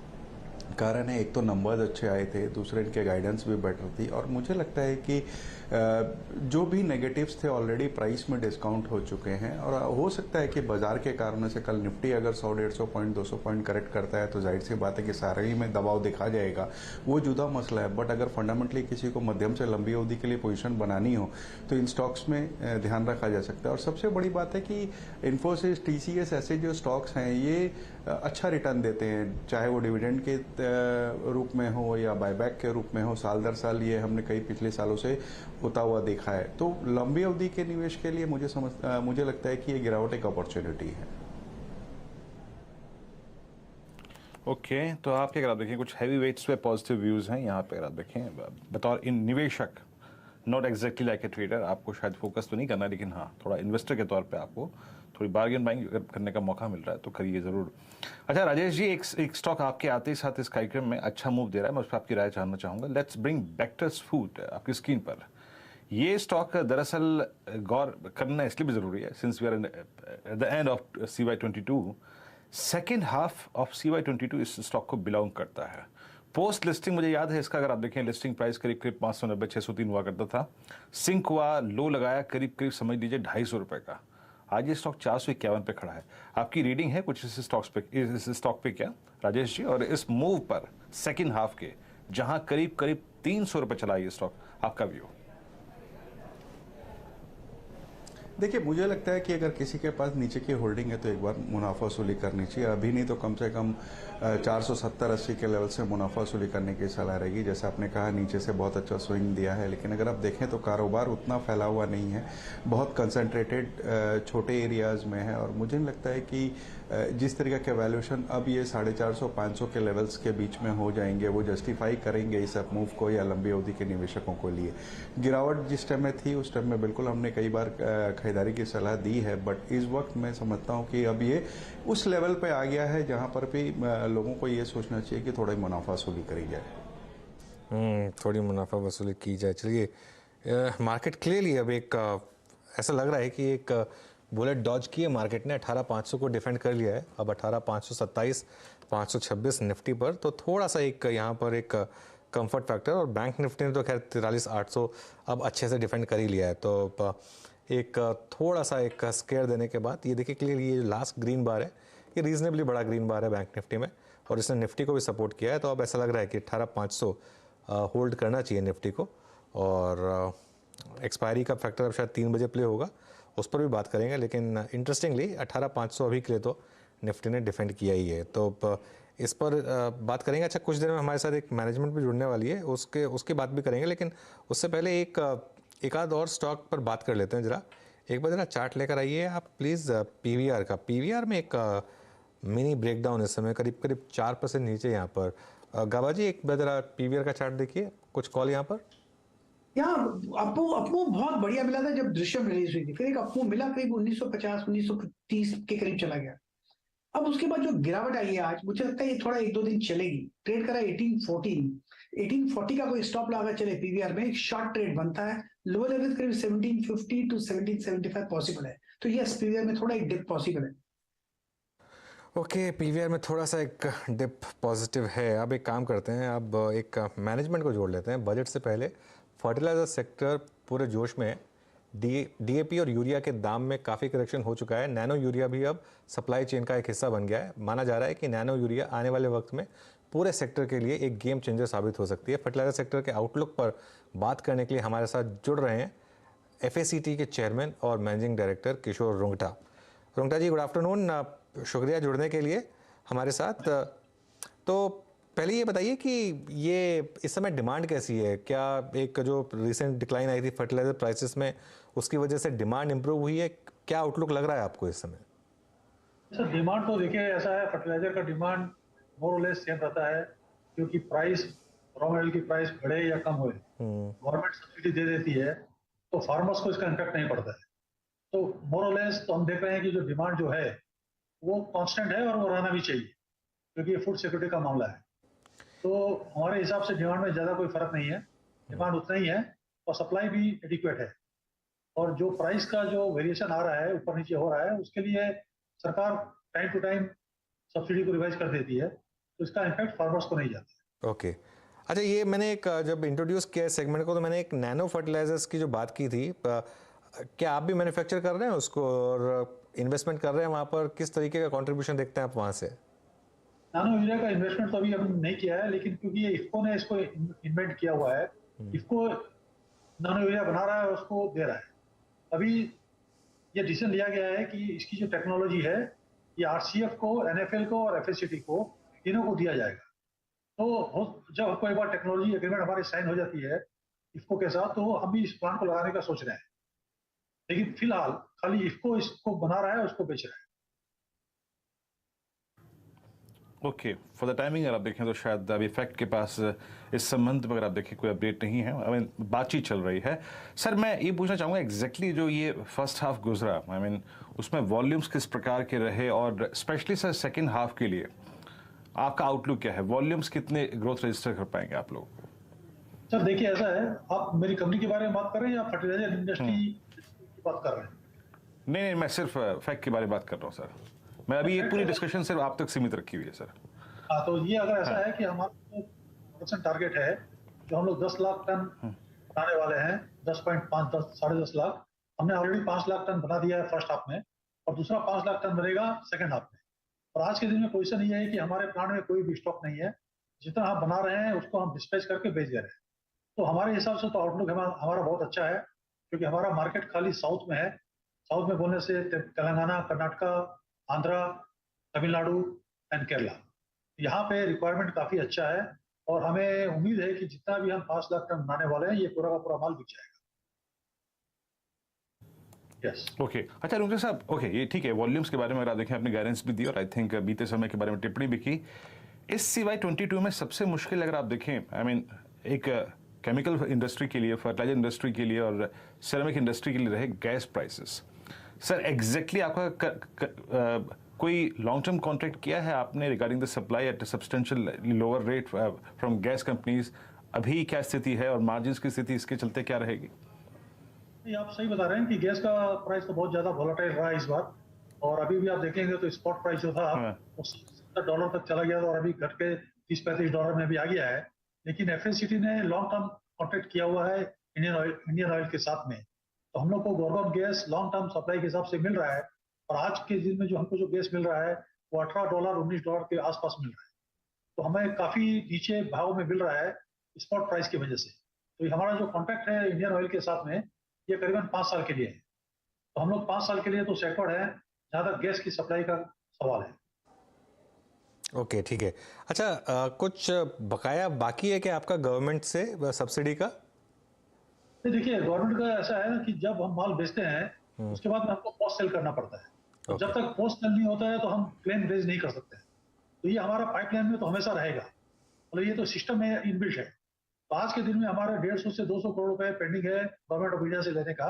लेकिन आप देखेंगे पिछले साल भर का, 1.5 साल का जो आप टाइमलाइन आप देखते हैं तो गवर्नमेंट की तरफ से काफी अच्छा सब्सिडी दिया जा रहा है, क्योंकि गवर्नमेंट ने अभी 2.15 लाख करोड़ का सब्सिडी 2022-23 के लिए किया हुआ है और गवर्नमेंट बहुत ही टाइमली सब्सिडी रिलीज कर रही है, क्योंकि रॉ मटेरियल की प्राइस काफी बढ़ गए हैं, गैस की प्राइस काफी बढ़ गया है, तो वर्किंग कैपिटल को प्रेशर नहीं आए, इसको मद्देनजर रखते हुए government subsidy time to time release कर रही है। चलिए रुंगटा जी, शुक्रिया आपका समय निकालने के लिए हमारे लिए और बात करने के लिए। तो ये एफएससीटी आज का टॉप गेनर 20% का मूव, इनफैक्ट इस समय इस बार स्टॉक में यहाँ पर आपको आता हुआ दिखाई देगा। राजेश जी, ये अगर आपने कॉन्वर्सेशन सुनी हो और अगर कोई व्यू रखते हो आप एफएससीटी पर, तो क्या व्यू होगा यहाँ पर? देखिए फर्टिलाइजर ऐसे स्पेस बहुत अच्छा कर रहा है। दूसरी तिमाही के नतीजे प्राइस सभी के अच्छे आए थे और जिस तरीके से ये कह रहे हैं कि गवर्नमेंट की जो उधारी है इनकी वो थोड़े से लोअर लेवल्स में है, डिमांड हाई है, जो भी प्रोडक्शन हो रहा है बिकता जा रहा है, तो ये सिर्फ फैक्ट के लिए नहीं बल्कि पूरे फर्टिलाइजर स्पेस के लिए काम कर रहा है। और चूंकि मुझे लगता है कि बजट अब बहुत सामने में खड़ा है, तो एक बजट प्ले भी हो सकता है, चाहे वो फिर फैक्ट हो, आरसीएफ हो। एज ए हाउस हमने हमारे क्लाइंटों को दीपक फर्टिलाइजर रिकमेंड कर रखा है और कोरोमंडल रिकमेंड कर रखा है। इवन हमें चंबल भी बहुत अच्छा लग रहा है। लेकिन जहाँ तक सवाल है प्राइस पैटर्न का, आई मीन क्या गजब, आई मीन मूव दिया है फैक्ट ने इनफैक्ट और राष्ट्रीय केमिकल फर्टिलाइजर्स ने। इनफैक्ट मैं एनएफएल को अगर देखूं तो एनएफएल भी आपकी स्क्रीन पर करीब करीब 69-70 की जोन में ट्रेड कर रहा है। अगर मैं चार्टी के लिए अगर आप देखूं आशीष, अगर इस अपसाइड को प्ले करना है स्टिल, अगर मैं विजुअली देखूं इस वक्त राष्ट्रीय केमिकल फर्टिलाइजर्स फैक्ट को और एनएफएल को, एनएफएल का प्लेसमेंट बहुत स्ट्रांग है। इनफैक्ट एनएफएल का चार्ट मेरी स्क्रीन पर इस वक्त ऑलमोस्ट 2009 से फ्लोट कर रहा है। ये इसकी प्लेसमेंट अच्छी है, स्पेशली आज की कैंडल काफ़ी इंप्रेस कर रही है। और मैं आज की कैंडल को अगर इंक्लूड कर दूं तो इट्स ऑलमोस्ट आई थिंक 13 साल का स्लोपिंग डाउनवर्ड चैनल बाइसेक्ट होता हुआ। 70-30 पे आपका व्यू क्या है इस स्टॉक पे? जी, तो देखिए चार्ट्स पे तो बहुत ही बेहतरीन ब्रेकआउट हुआ है और इनफैक्ट आज का जो वॉल्यूम जो करीब करीब 2.5 करोड़ शेयर के ऊपर का आज वो ट्रेडिंग वॉल्यूम एक्टिविटी हो चुकी है, वो अपने आप में ही बहुत सिग्निफिकेंट है। जो हमने लास्ट एटलीस्ट मेरा जो ध्यान है कि इसमें करीब करीब 1-1.5 साल में तो नहीं देखी गई है। तो ये बहुत ही स्ट्रॉन्ग वॉल्यूम के साथ स्टॉक ने अपने मंथली चार्ट पर बड़ा ब्रेकआउट दिया और ये ब्रेकआउट हुआ है करीब 65 के ऊपर। तो मेरे हिसाब से एक बहुत बड़ा बेस 65 पे बनेगा। 65 को का एक स्टॉप लॉस रखकर अगर से आप एक लॉन्ग पोजीशन देखें तो ये स्टॉक पहले 79 तक आएगा, बट जिस तरह के लॉन्ग टर्म चार्ट्स में बिहेवियर में चेंज है, ये 79 लेवल भी इवेंचुअली क्रॉस होते हुए नजर आ सकते हैं और तब शायद स्टॉक 85-86 की ट्रेजेक्टरी भी दिखा सकता है। तो एक अच्छी अपसाइड एनएफएल के स्टॉक में देखने को नजर आ सकती है। बट एक मैं बस छोटा सा डिस्क्लोजर दूंगा कि इसको हम फंडामेंटली ट्रैक नहीं करते, तो इसलिए कोई बहुत एग्रेसिव कमेंट्री, क्योंकि हम चाहते दोनों चीजों का कॉम्बिनेशन देखकर हम स्टॉक की बात करें, तो उस कॉन्टेक्स्ट में नहीं समझ में आता। बट टेक्निकली एक बहुत ही बेहतरीन ब्रेकआउट यहाँ पर नजर आ रहा है। तो ये आशीष जी का स्टैंडर्ड डिस्क्लेमर है, याद रखिएगा। ये एक आंशिक कहीं ना कहीं जिसे कहते हैं ना, आई मीन आउटलुक है। आशीष इसके फंडामेंटल पहलू से अगर आप देखें बहुत वाकिफ नहीं है या फिर उस पर अपडेटेड नहीं है, उस पर टिप्पणी नहीं कर रहे हैं। It's a pure technical call. दरअसल आशीष का जो भी व्यू इस स्क्रीन पर जाता है वो एक टेक्नो फंडा कॉल होती है, तो इस वक्त सिर्फ एक टेक्निकल व्यू आपसे शेयर किया गया है। अच्छा, इस बीच कुछ स्टॉक्स को ऐसे लेके आते हैं जिस पर थोड़ा डिफरेंट तरीके से हमें बात करनी पड़ेगी, जिनका क्लास इस पूरे रन में पिछले 10 दिन के कुछ डिफरेंट रहा। आरबीएल जिसका जिक्र अनुज ने सुबह किया भी था, और एक है ब्रिटानिया। पहले राजेश जी के पास चलते हैं, सॉरी मानस जी के पास चलते हैं। मानस, लुक एट ब्रिटानिया एट 4470। अब ये पूरे एफएमसीजी स्पेस का सबसे एग्रेसिव स्विंग बन गया है CY22 का। मैं अगर कंपेयर करूं, फरवरी का भाव था 3053, नाउ इट्स 4470, यानी ऑलमोस्ट करीब करीब 1500 रुपए का स्विंग। मानस, जिसने भी लिया था या जिसके पास डिलीवरी है उसके लिए आपका व्यू, और अभी यहां से आगे का व्यू क्या लगता है, कितना अपसाइड बाकी है? क्योंकि मैं चार्टी के लिए एक तो चीज देख रहा हूं कि जो प्राइस पैटर्न एग्जैक्टली 4 नवंबर से लेकर 22 नवंबर के बीच में था, एग्जैक्टली वही फ्लैग अब फिर पिक्चर में है। मानस, तो देखिए, चार्ट के चमत्कार के लिए मैंने ब्रिटानिया को शॉर्टलिस्ट करके रखा था कि अगर बाय रिकमेंडेशन देना हुआ तो मैं डेफिनेटली ब्रिटानिया में दूंगा। और क्लियर कट एक फ्लैग पैटर्न का ब्रेकआउट है और अभी भी मेरा समझना है कि करंट लेवल्स पे भी खरीदारी की जा सकती है। 4435 ये कैश के लेवल्स है, 4435 के लेवल्स पे आपको स्टॉप लॉस रखना है, करंट लेवल्स पे खरीदारी करनी है। आई थिंक सबसे पहले तो 4525 के लेवल्स टेस्ट होंगे, लेकिन अगर हम इस फ्लैग पैटर्न के हिसाब से चले तब शायद आपको पोजिशनल बेसिस पे 4600 तक के भाव भी देखने को मिल सकते हैं। तो करंट लेवल्स पे भी आप ब्रिटानिया में खरीदारी कर सकते हैं। अच्छा देखिए, मैं शायद थोड़ा जल्दी बोल दिया कि निफ्टी ने 18500 डिफेंड कर लिया, अब 18489 इस समय। और बैंक निफ्टी देखिए 43800 के ठीक नीचे इस समय। इंटरडे चार्ट्स लेकर आइए दोनों के, निफ्टी और बैंक निफ्टी के। ये लास्ट 5 मिनट में एक हल्का सा मिनी ब्रेकडाउन वापस। और एक बार डॉलर रुपी का इंटरडे चार्ट लेकर आइए जरा, डॉलर रुपी इंटरडे चार्ट, वो जरा आपकी स्क्रीन पर आएगा। और ये शायद आज एक दोनों चीज़ों को अगर आप जोड़ दें, जो निफ्टी गिरा है, बैंक निफ्टी गिरा है, और जिस तरीके से ये डॉलर रुपी एकदम से देखिए क्या एक मूव डॉलर रुपी ने दिखाया, एकदम से डेज लो पर आता हुआ। वो चार्ट इन्वर्स होता है क्योंकि डॉलर को हम ट्रैक कर रहे हैं। 8268, तो वो एक शायद एक बता रहा है कि आज शायद थोड़ी सी एफआई सेलिंग पिकअप हुई है अब 18480 निफ्टी पर। तो ये देखना है कि यहाँ पर ये डिफेंड होता है या नहीं, लेकिन एक अच्छा खासा ब्रेकडाउन, मिनी ब्रेकडाउन आप इस समय स्क्रीन पर देख रहे हैं, तो एक इस पर एक नज़र रखिएगा। पालवे जी, एक ये आईसीआईसीआई बैंक पे जरा एक राय दीजिए, एक स्ट्रॉन्ग स्टॉक लेकिन आज सुबह से वीक रहा है ये, इस पर क्या व्यू है इस समय? तो अनुज जी देखिए, जिस तरीके से मार्केट में सप्लाई प्रेशर यहाँ पे आज के सेशन में देखने को मिला है, तो आईसीआईसीआई में भी हम देखें तो पिछले कुछ हफ्तों से हम देखें तो हायर साइड पे एक रेजिस्टेंस फेस करते हुए दिख रहा है, जो कि काफी स्ट्रॉन्ग रेजिस्टेंस बना हुआ है 940 के जोन में। मल्टीपल अटेम्प्ट में भी वो स्टॉक उसको अभी क्रॉस करने में कामयाब नहीं रहा है। आज की जिस तरीके की वीकनेस स्टॉक में बनी है, हमें लगता है कि यहाँ पे इंपॉर्टेंट लेवल जो रहेगा वो 910 के आसपास है, वो काफी इंपॉर्टेंट रहेगा, क्योंकि अब स्टॉक का ये ऑलमोस्ट 50 डे मूविंग एवरेज है। हमें लगता है अगर 910 के नीचे फिसलता है तो थोड़ा यहाँ पे प्रॉफिट टेकिंग और एक्सटेंड होते हुए दिख सकता है, जो कि स्टॉक को 880 की तरफ भी लेके जा सकता है। तो हमें लगता है थोड़ा अभी यहाँ पे वेट करना चाहिए कंफर्मेशन का। वीकनेस तो यहाँ पे जरूर बनी है, 940 के बाद फ्रेश अपमूव कंटिन्यू होगा, पर टाइम बिंग हमें लगता है कि ये स्टॉक में थोड़ा प्रेशर एक्सटेंड हो सकता है, 880 की तरफ ये स्टॉक फिसलते हुए दिख सकता है। ओके, तो देखिए इस समय मार्केट में एक थोड़ा सा सेलिंग प्रेशर यहाँ पर आता हुआ, और एक बार कंट्रीब्यूशन प्लेट लेकर आइए, आप नोटिस करेंगे कि Reliance, HDFC bank, ICICI bank और इन्फोसिस, ये 4 हैवी वेट्स हैं जिन्होंने काफ़ी प्रेशर डाला इस समय निफ्टी के ऊपर, और एचडीएफसी ट्विंस, इन्फोसिस, रिलायंस, ये सब प्रेशर डालते हुए मार्केट पर। अब बाजार की नज़र एक और चीज़ पर है, कल सेंसेक्स में होने वाले बदलाव पर सबकी नज़र होगी। क्या होंगे बदलाव और किस तरीके के फ्लोज उसकी वजह से दिख सकते हैं, इस पर जानकारी देने के लिए यतिन जुड़ गया हमारे साथ। यतिन, हाय, गुड आफ्टरनून। गुड आफ्टरनून अनुज। देखिए, सबसे पहले जो अहम बदलाव हैं जो सेंसेक्स में आप देखने वाले हैं कल, क्योंकि रीबैलेंसिंग कल होगी, इफेक्टिव डेट जो है सोमवार को लगेगा T+2 बेसिस पे। टाटा मोटर्स जो है वो इंक्लूड हो रहा है सेंसेक्स में, और डॉक्टर रेड्डीज जो है वो एक्सक्लूड हो रहा है। तो 2 स्टॉक्स जहां बड़ी रीबैलेंसिंग होगी वो है टाटा मोटर्स, जहां आपको लगभग 2.5 करोड़ शेयर्स की बाइंग यानी खरीदारी दिखेगी। $100 मिलियन के आसपास, 100 से $125 मिलियन के आसपास ब्रोकरेज मान रहे हैं कि यहाँ इन्फ्लो होंगे। डॉक्टर रेड्डीज में ऑन द अदर हैंड आप देखेंगे 18 लाख शेयर्स की सेलिंग है। इसका मतलब ये है कि करीब करीब 800 करोड़ की यहाँ बिकवाली आपको होते हुए नजर आएगी। लेकिन थोड़े टाइम पहले ही आपने कुछ सेकंड पहले ही कंट्रीब्यूशन प्लेट दिखाई, जहां इन्फोसिस, रिलायंस, आईसीआईसीआई बैंक और एचडीएफसी प्रेशर में थे, और इसका एक रीजन शायद ये भी हो सकता है कि कल जो सेंसेक्स की रीबैलेंसिंग है, इनमें ये 4 नाम यानी रिलायंस, इन्फोसिस, टीसीएस और आईसीआईसीआई बैंक, इनमें सेल फ्लोज हैं, क्योंकि वेटेज इनके चेंज हो रहे हैं, घट रहे हैं वेटेज, जिसके कारण थोड़ा बहुत आपको सेलिंग प्रेशर यहां दिखाई पड़ सकता है। लेकिन कल आखिर के आधे घंटे में यानी 3 से 3.5 में ये बदलाव होते हुए आपको नजर आएंगे। तो ध्यान रखिए सब स्टॉक्स पे, सेंसेक्स रीबैलेंसिंग के पीछे शायद यहाँ अच्छे वॉल्यूम्स आपको कल देखने को मिले। ओके यतिन, शुक्रिया इस जानकारी के लिए।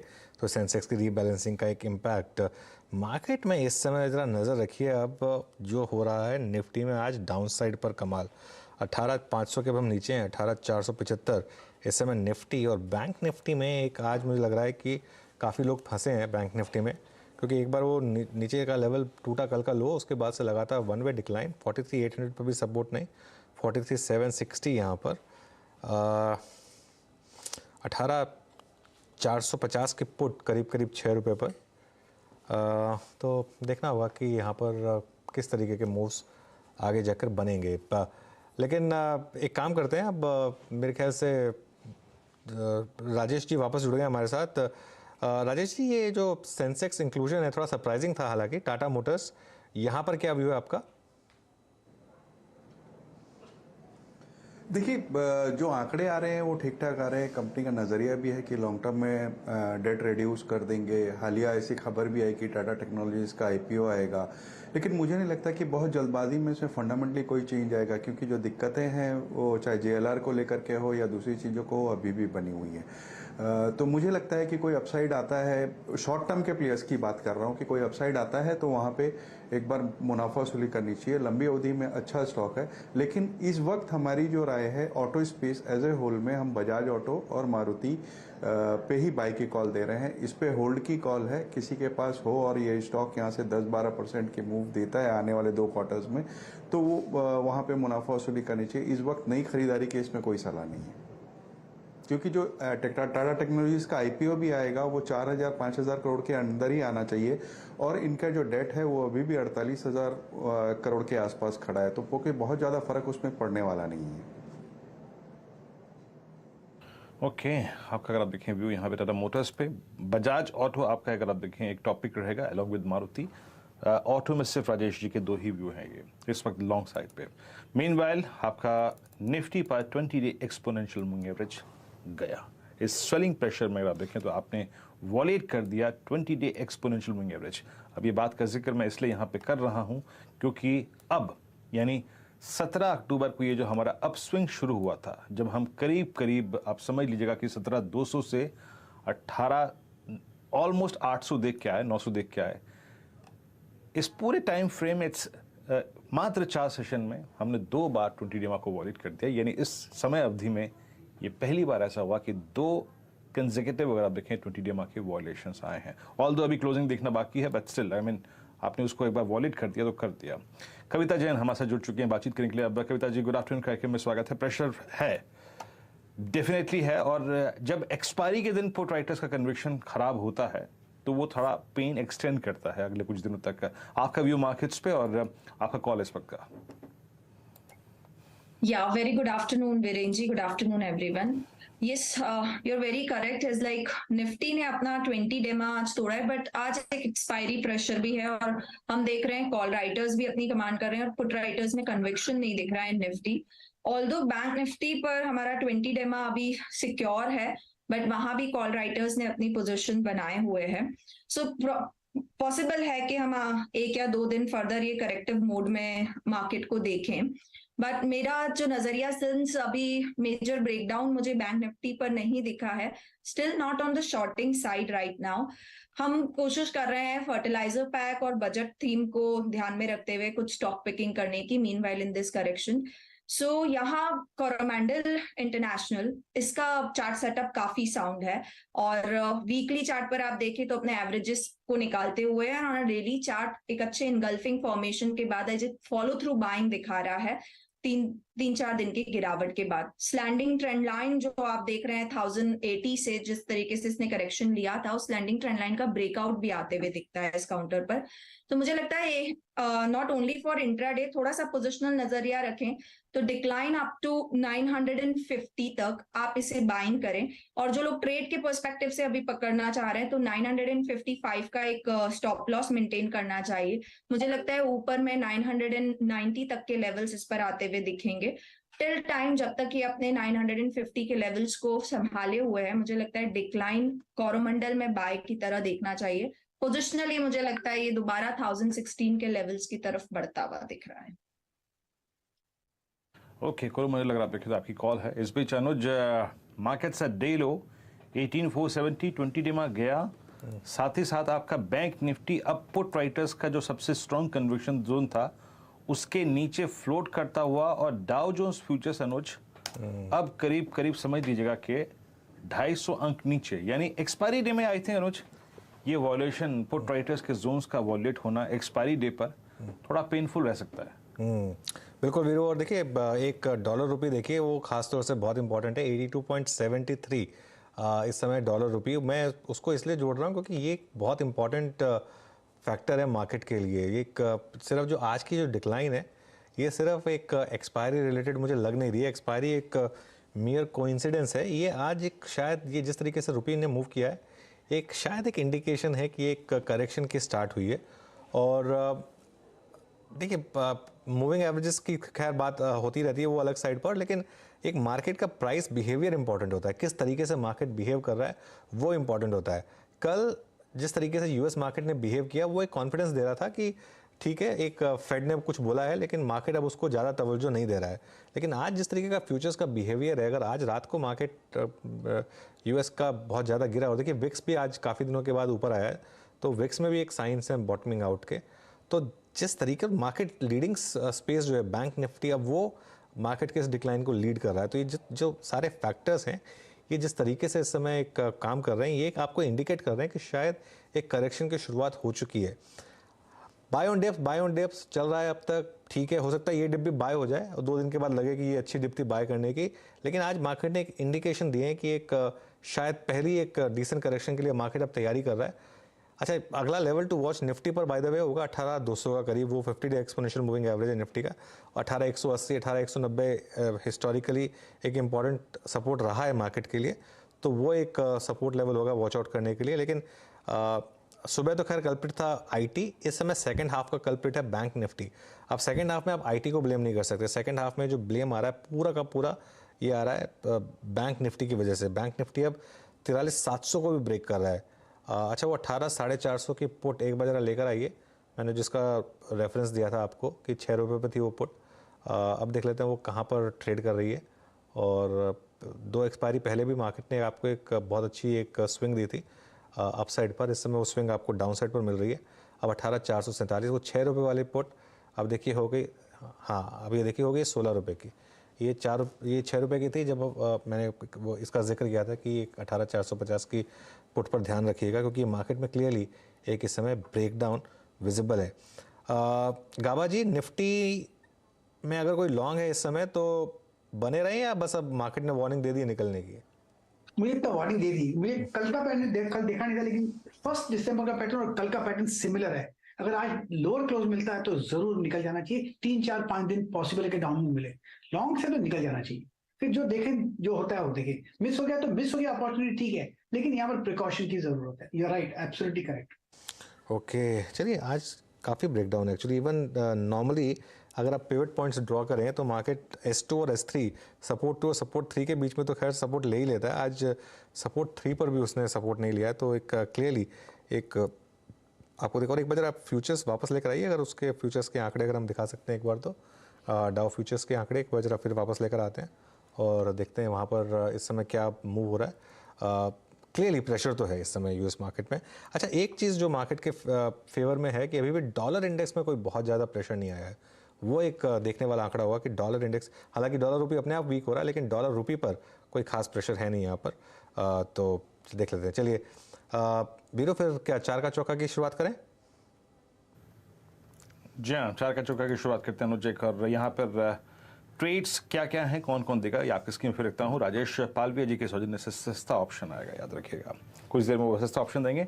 4 के चमत्कार Ashish Chaturmudha ji, mid cap fund Rajesh Agarwal ji देंगे आज, और साथ ही साथ मानस जायसवाल FNO सुपरस्टार की वकालत करेंगे आज की क्या देना है। राजेश पालवी जी, एक काम करते हैं, अब स्विंग मिल रहे हैं, डाउन स्विंग है, बताइए आप आज का सस्ता ऑप्शन क्या पिक करेंगे, आपकी कॉल क्या है इस वक्त? तो वीकनेस को ही प्ले करेंगे वीरेंद्र जी, और जो स्टॉक यहाँ पे हमें वीक लग रहा है वो है हेवल्स का, और 3rd कंसेक्यूटिव वीक है जहाँ पे लोअर लो फॉर्मेशन बनते हुए दिख रहे हैं। तो हम यहाँ पे 1140 की स्ट्राइक का पुट ऑप्शन बाय करने की सलाह देंगे हेवल्स में। जिस तरीके से यहाँ पे अब अक्टूबर के भी स्विंग लो को तोड़ के उसके नीचे सस्टेन करते हुए दिख रहा है हेवल्स, हमें लगता है ये वीकनेस और एक्सटेंड होगी, 1125 1115 की तरफ स्टॉक फिसलते हुए दिख सकता है। तो यहाँ पे 1140 का पुट ऑप्शन बाय करने की सलाह है, और इसमें हम टारगेट एक्सपेक्ट कर रहे हैं 26 रुपए से 28 रुपए तक के। स्टॉप लॉस होगा इस ऑप्शन का करीब 12 रुपए के आसपास।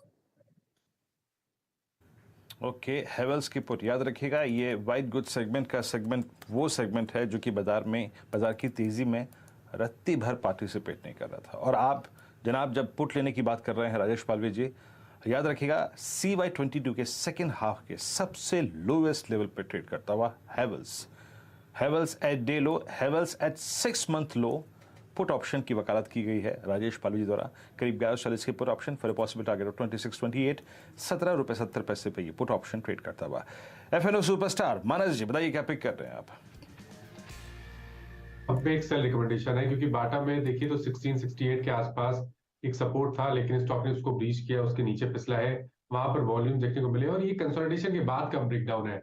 आई थिंक यहाँ पर गिरावट और बढ़ सकती है। अब फ्यूचर में हमें बिकवाली करनी है, जो कि डिस्काउंट में चल रहा है, 1655 के आसपास फ्यूचर चल रहा है, तो वहां बिकवाली करेंगे। 1676 का आपको स्टॉप लॉस रखना है, तो करीब करीब 20 रुपए का रिस्क है। लेकिन नीचे की तरफ 1610 तक के भाव आपको बाटा में देखने को मिल सकते हैं। ऑप्शन ट्रेड भी ले सकते हैं, जो कि 1660 का पुट ऑप्शन है, वहां पर आप खरीदारी करिए। 39 रुपीज के आसपास के भाव चल रहे हैं, 39 के प्राइस पे आप 1660 का पुट ऑप्शन लीजिए। स्टॉप लॉस 29 रुपीज के रहेंगे और 60 रुपए के टारगेट रखेंगे। ओके ठीक है, चलिए अब आशीष चतुर्वेदी के पास चलते हैं और उनसे ले लेते हैं उनकी कॉल चार्ट का चमत्कार में। आशीष जी बताइए। जी, तो अनुज आज मैं थोड़ा सा बाजार को लेके कॉशियस व्यू हम भी रख रहे हैं, क्योंकि जिस तरह से डिप मिला है तो उस और खास तौर पे 18,500 को बाजार जब रेस्पेक्ट नहीं कर रहा है तो हो सकता है यहाँ पर पे एक हमें ब्रेक देखने को मिले जो कंसोलिडेशन का ब्रेकडाउन होगा, तब शायद 18,200 की भी जगह बन सकती है। तो ओवरऑल ऐसे माहौल में एग्रेसिव लॉन्ग को अवॉइड करेंगे। एक स्टॉक जो मुझे वीक लगता है, जो कि फंडामेंटली काफी अच्छा था पर यहाँ पर अब हम देख रहे हैं ट्रेंड काफी समय से खराब चल रहा है, वो है आरती इंडस्ट्रीज का स्टॉक। वीकली मंथली सभी पैरामीटर पे आप देखेंगे तो ये stock consistently lower top lower bottom बना रहा है और आज ये 4 महीने के अपने लोस को ब्रीच करने की तैयारी कर रहा है। तो मेरे हिसाब से यहाँ पर पे डाउन साइड गिरा सकती है। 615 तक के लेवल मैं समझता हूँ आरती इंडस्ट्रीज के स्टॉक में देखने को नजर आएंगे। 655 के स्टॉप लॉस के साथ आरती इंडस्ट्रीज मुझे एक वीक कैंडिडेट लगता है। तो अगर से कोई लॉन्ग साइड पे इस स्टॉक में बना है तो यहाँ से मुझे लगता है थोड़ी गिरावट बनेगी। पोजीशन को हल्की करने की सलाह इन लेवल्स पे मेरी आरती इंडस्ट्रीज पर रहेगी। ओके, आरती इंडस्ट्रीज पर एक सलाह रहेगी इस समय पोजीशंस हल्की करने की। मिड कैप फंडा राजेश अग्रवाल जी की तरफ से। राजेश जी देखिए, जो स्टॉक हमने चुना है वो अभी हम लोग थोड़ी देर पहले ऑटो की बात कर रहे थे, तो ऑटो से रिलेटेड कंपनी है सीएट टायर्स। मुझे लगता है कि वहाँ पे ध्यान देना चाहिए। वॉल्यूम ग्रोथ बहुत अच्छी नज़र आ रही है, कारण कि एक तो ऑटो के नंबर्स बेहतर आ रहे हैं, दूसरे रिप्लेसमेंट डिमांड बढ़ती हुई नज़र आ रही है। सबसे बड़ी बात, क्रूड में जो तेज गिरावट देखी गई है, इवन रबर प्राइसेस में गिरावट देखी गई है। दूसरी तिमाही में भी अगर आप देखेंगे तो मार्जिन्स में एक्सपेंशन हुआ था, और अब जबकि क्रूड और रबड़ दोनों में गिरावट देखी जा रही है जो कि 60% रॉ मटेरियल का हिस्सा होती है, तो मुझे लगता है मार्जिन और भी एक्सपैंड होते हुए नजर आएंगे। वॉल्यूम बढ़ता हुआ नजर आ रहा है। आने वाले दिनों में मुझे लगता है कि बहुत अच्छा रिटर्न दे सकता है। छोटी अवधि की बात करूं तो 970-980 के टारगेट रखने चाहिए, बट थोड़ी सी मध्यम अवधि के लक्ष्य हो तो 2200 के टारगेट इसमें आ सकते हैं। यहाँ पे हमारी खरीदारी की सलाह है। ओके, यहाँ पर समय सीएट में खरीदारी की सलाह राजेश जी की तरफ से। 3% ऊपर है आज सीएट कमज़ोर बाजार में। चलिए, मार्केट थोड़ा सपोर्ट लेने की कोशिश कर रहा है वापस इस समय, लेकिन बैंक निफ्टी ने ज़बरदस्त डिक्लाइन दिखाई। आपको 43,600 तक पहुँच गया था ऑलमोस्ट, अब 43,650 पर। एक बार जरा रिकैप कर देते हैं सारी की सारी ट्रेड्स आपके लिए अब सामने लेकर आते हैं। और सबसे पहले ओके, राजेश पालिवाल जी ने हेवेल्स का पुट सजेस्ट किया था, 1140 का पुट था, 12 रुपये का स्टॉप लॉस, 26 और 28 रुपये के यहाँ पर टारगेट सजेस्ट किए गए थे। ये थी पहली ट्रेड। दूसरी ट्रेड मानस जायसवाल जी की तरफ से आई थी। बाटा के फ्यूचर्स में सेल की कॉल थी उनकी। 2.5% नीचे इस समय स्टॉक, 1676 का स्टॉप और 1610 का टारगेट था। आशीष चतुर्वेदी जी की तरफ से उसके बाद तीसरी कॉल आई थी आरती इंडस्ट्रीज़ के फ्यूचर्स पर, वहाँ पर भी एक सेल कॉल है, 615 का टारगेट और 655 का स्टॉप लॉस। ये तो सारी ट्रेड्स हो गई। और मिड कैप फंडा जो स्लाइटली लॉन्गर टर्म हिसाब से राजेश अग्रवाल जी ने दिया वो था सीएट, जहाँ पर बाय कॉल है और इस समय 3% ऊपर ये स्टॉक चल रहा है। 1980 और 2200 के बड़े टारगेट्स इस समय सीएट पर। मार्केट एट डेज लो इस समय। और एक बार जरा वापस कंट्रीब्यूशन प्लेट लेकर आइए, देखते हैं इसमें कुछ चेंज हुआ है कि नहीं पिछले 1 घंटे में, क्योंकि हमने एक फ्रेश डिक्लाइन देखी है आईटीसी में। हमें को देखना आईटीसी आया कि नहीं इसमें ड्रैगर्स में। अभी तक आया नहीं है टॉप ड्रैगर्स में, लेकिन आईटीसी का एक बार जरा इंट्राडे चार्ट लेकर आइए। रिलायंस तो खैर सुबह से परेशान कर रहा था, लेकिन ये देखिए आईटीसी में पिछले 5-6 मिनट में एक अच्छा खासा डिक्लाइन है, करीब 7 रुपये नीचे आईटीसी का शेयर, और इसने मार्केट के ऊपर थोड़ा सा एक प्रेशर बनाया है यहाँ पर। ये मानस आईटीसी पर कोई व्यू इस समय, एक वन वे रैली आई थी इसमें, लेकिन इस महीने इसमें ब्रेक लगा है क्लियरली। मानस सॉरी, आप म्यूट पर हैं, आपको अनम्यूट करना होगा।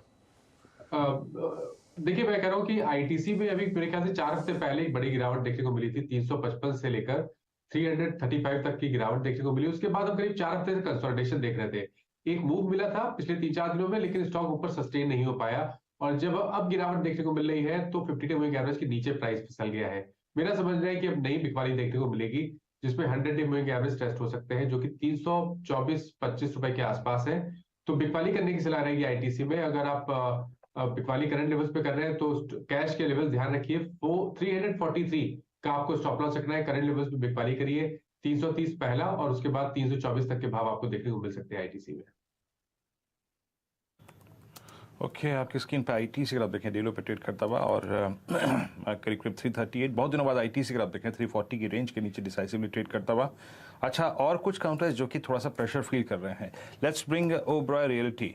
मैं देख रहा हूँ कि जिन जिन स्टॉक्स में अक्रॉस अलग अलग सेक्टर जो पेन आ रहा है, जरा ओबरॉय रियल्टी लेके आएंगे डायरेक्टर साहब आपकी स्क्रीन पे 11 रुपये नीचे और एक सेकेंड यस 902 ये अपने 200 डे एक्सपोनेंशियल मूविंग एवरेज की तरफ बढ़ता हुआ। सडनली अगर आप देखें मेरी स्क्रीन पे रियल स्टेट स्टॉक्स की जो बहुतायत सी हो गई है, आपकी स्क्रीन पे 398 डीएलएफ एट डे लो, सारे के सारे स्टॉक्स जो है वो दिन के लो पे ट्रेड कर रहे हैं। अच्छा आज सुबह सुबह जिन स्टॉक्स पे मैं एक बार ध्यान दे रहा था बट स्किप कर गया था मैंने किसी बातचीत के दौरान, उसमें एक HAL भी शामिल था। डिफेंस के अगर आप देखें खेमे में HAL ने आज अपना 20 day exponential moving average wallet करा और इस वक्त का जिक्र मैं इसलिए कर रहा हूं क्योंकि जो मैंने फिल्टर लगाए हुए हैं उसके मुताबिक HAL हमेशा आप याद रखिएगा मार्च नहीं इनफैक्ट अप्रैल 1 अप्रैल से जब इसका ड्रीम रन शुरू हुआ था 1 अप्रैल से लेकर अब तक कभी भी HAL डिसाइसिवली 50 डे मार्क के नीचे क्लोज नहीं हुआ। इस पूरे दौर में मतलब अप्रैल मई जून जुलाई अगस्त सितंबर अक्टूबर नवंबर दिसंबर 9 महीने के अंतराल में लगभग 1 2 3 4 5 6 या 7 बार ये 100 डेमा पे आया 50 डेमा पे आया और फिर पुल बैक दे दिया। इसकी बहुत अच्छी रेटिंग की हुई है आशीष चतुर्मोता जी ने। आशीष जी आपका व्यू क्या है इस वक्त 2618 पर HAL पर? जी तो देखिए बिल्कुल यहाँ पर भी हम देख रहे हैं कि थोड़ा डिफेंस स्पेस में एक रैली कहीं ना कहीं काफी दिनों से स्टैग्नेंट हो गई थी हायर लेवल पे, और HAL जो एक बहुत बड़ा आउट परफॉर्मर रहा वो पिछले कई दिनों से एक रेंज में ट्रेड कर रहा था 2800 से लेके 2700 की। आज वो रेंज ब्रेकडाउन होते हुए नजर आई है, तो एटलीस्ट इमीडिएट शॉर्ट टर्म में मेरा मानना है कि ये डिप एक्सटेंड होकर 2540 तक आएगी। हालांकि लॉन्ग टर्म ट्रेंड में कोई बदलाव नहीं है, बट मुझे लगता है जिस तरह का एक शॉर्ट टर्म करेक्शन और शॉर्ट टर्म ब्रेकडाउन हुआ है 2700 के नीचे, इसके प्रोजेक्शन के हिसाब से 2540 2530 तक की जगह HAL के स्टॉक में देखने को नजर आ सकती है। चलिए वो जरा 18450 के पुट वापस लेकर आते हैं। 6 रुपये पर हमने वो पुट आपको एक इंडिकेट किया था कि मार्केट में जिस तरीके का ब्रेकडाउन है उस पुट पे ध्यान रखिए। 6 रुपये से वो 15 रुपये पे हमने रिविजिट की। अब इस समय उस पुट का भाव है करीब करीब 34 रुपये, तो ऑलमोस्ट 5 बैगर आपके लिए वो पुट ऑप्शन क्लियरली साबित होता हुआ। और ये देखिए ये आपको मार्केट में निम्बल होना बहुत ज़रूरी है। ज़रूरी नहीं है कि आपने सुबह एक व्यू बनाया तो आपको उस व्यू पर ही अड़िग रहना है। सुबह एक व्यू था कि मार्केट में एक लॉन्ग ट्रेड बनेगी, वो बनी, प्ले आउट हुई पहले घंटे में, लेकिन उसके बाद मार्केट ने एक ब्रेकडाउन दिया, तो बहुत क्लियर था कि मार्केट में अब ब्रेकडाउन होना जरूरी है। अच्छा आज मुझे यूट्यूब लाइव पर वीडियो 2-3 लोगों ने पूछा था कि जो मैं 3 बजे वाली ट्रेड की बात करता हूँ मैं उसमें किस डेटा को देखकर मैं बात करता हूँ, मैंने सुबह ही क्यों नहीं दी। वो सुबह इसलिए नहीं दी क्योंकि सुबह कोई लॉजिक ही नहीं था इस ट्रेड को देने का, कि मतलब कहीं किसी डेटा में फिट ही नहीं बैठती ये वाली ट्रेड। अब ये ट्रेड क्लियरली फिट बैठी यहाँ पर, तो इसके लिए मैंने इसको एक सजेस्ट किया और एक मतलब अगर आपने एक्ट किया होगा उसके ऊपर तो ज़बरदस्त आपका पैसा बना होगा। एक बार जरा बैंक निफ्टी लेकर आइए, देखिए 43,650 से 43,550 आया है ये 2 मिनट के अंदर। ज़बरदस्त सेलिंग प्रेशर 43,650 से 43,550, एक लगातार एक वन वे डिक्लाइन, तो एक डिक्लाइन बढ़ रहा है यहाँ पर, इसको रिविजिट करते रहेंगे। लेकिन इस समय बिग मार्केट वॉइसेस में हमारे साथ जुड़ गए हैं क्वांट म्यूचुअल फंड के फाउंडर और CIO संदीप टंडन। जैसा हमने पिछली बार भी कहा था, संदीप टंडन का जो फंड है और जो पूरा का पूरा फंड हाउस है उसने मार्केट को ज़बरदस्त तरीके से आउट परफॉर्म किया है। Sandeep ji good afternoon. तो एक मार्केट पर इस समय क्या व्यू लग रहा है आपको? एक जब हम स्टेप इन कर रहे हैं 2023 में, आपको लग रहा है कि थोड़ा टफ ईयर होने वाला है 2023 कंपेयर टू 2022? मैं टफ तो नहीं बोलूंगा, मैं इतना जरूर बोलूंगा कि वॉलेटाइल ईयर रहने वाला है, लेकिन काफी चीजें इसमें इंप्रूवमेंट पे है। अगर हम इमीडिएटली बात करेंगे तो ठीक है, छोटा मोटा करेक्शन है क्योंकि बहुत कॉम्प्लेंसी बिल्ड हो गई थी मार्केट में, तो करेक्शन हेल्दी भी होता है, तो वो फेस में है। बट अगर हम ग्लोबल देखें, लार्जर पर्सपेक्टिव देखें, जैसे हम सितंबर 2021 में हम लोग बोल रहे थे ग्लोबल लिक्विडिटी पीक आउट हो गई है, रिस्क एपेटाइट पीक आउट हो गई है, ओके, अभी उसका रिवर्सल दिखता है, ग्लोबल लिक्विडिटी बॉटम आउट हो गई है, ओके। तो एक अच्छा सेंस है, और आपको जब लिक्विडिटी बॉटम आउट होती है तो उसका इमीडिएट इम्पैक्ट नहीं दिखता है, बट थोड़े लैग से एक कंस्ट्रक्टिव अप्रोच आएगा। तो अगर जैसे लिक्विडिटी एक्सपैंड होगी तो एक तो आपका पी एक्सपेंशन हो जाता है, और दूसरा जैसे लिक्विडिटी बिल्ड होती है रिस्क एपेटाइट भी थोड़ा फॉलो करेगा, तो हमको दोनों चीजें अच्छी लगती हैं। तो लैग इफेक्ट से ऐसा लगता है कि 2000, अगर हम आज के डेटा पे बात करें तो 2023 उतना खराब नहीं होगा डिफरेंट एसेट क्लास के लिए जितना 2022 गया। ग्लोबली बात करें, हम इंडिया की बात नहीं कर रहे हैं इसमें। ओके, ठीक है। तो इस समय फिर मार्केट में संदीप जी स्ट्रैटेजी क्या है? क्योंकि आखिर आपकी स्ट्रैटेजी डिफरेंट होती है और आप उस हिसाब से मार्केट का आउट परफॉर्म भी करते आते हैं, लेकिन एक बड़े सेक्टर्स को लेकर, खासतौर से बैंक्स और आईटी को लेकर जो एक डायकोटमी बनी हुई है मार्केट में, वो आपको लग रहा है कि एक्सटेंड होगी अगले साल भी?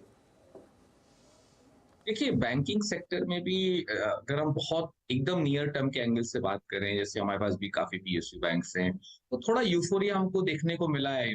बहुत ही छोटे छोटे बैंक्स में उतना बड़ा वॉल्यूम स्पाइक हो गया था लास्ट 3-4 दिन में, तो कहीं ना कहीं करेक्शन थोड़ा हेल्दी भी होता है। तो अगर हम इमीडिएट करेक्शन को अगर इग्नोर करते हैं तो लार्जर पर्सपेक्टिव बैंकिंग सेक्टर अभी भी अच्छा लगता है।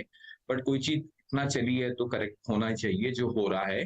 बट अगर हम 2023 के भी पॉइंट ऑफ व्यू से बात करें, जिस तरह जो हमारा ओवरऑल थीसिस है कि मैन्युफैक्चरिंग एक थीसिस प्ले आउट होगी, उससे लिंक्ड जितने सेक्टर हैं बैंकिंग पर्टिकुलरली, तो अच्छा कंटिन्यूस परफॉर्मेंस देगा। उसके अंदर हमको स्टॉक सिलेक्शन देखना पड़ेगा कि किस लेवल पे क्या पार्टिसिपेट करना है।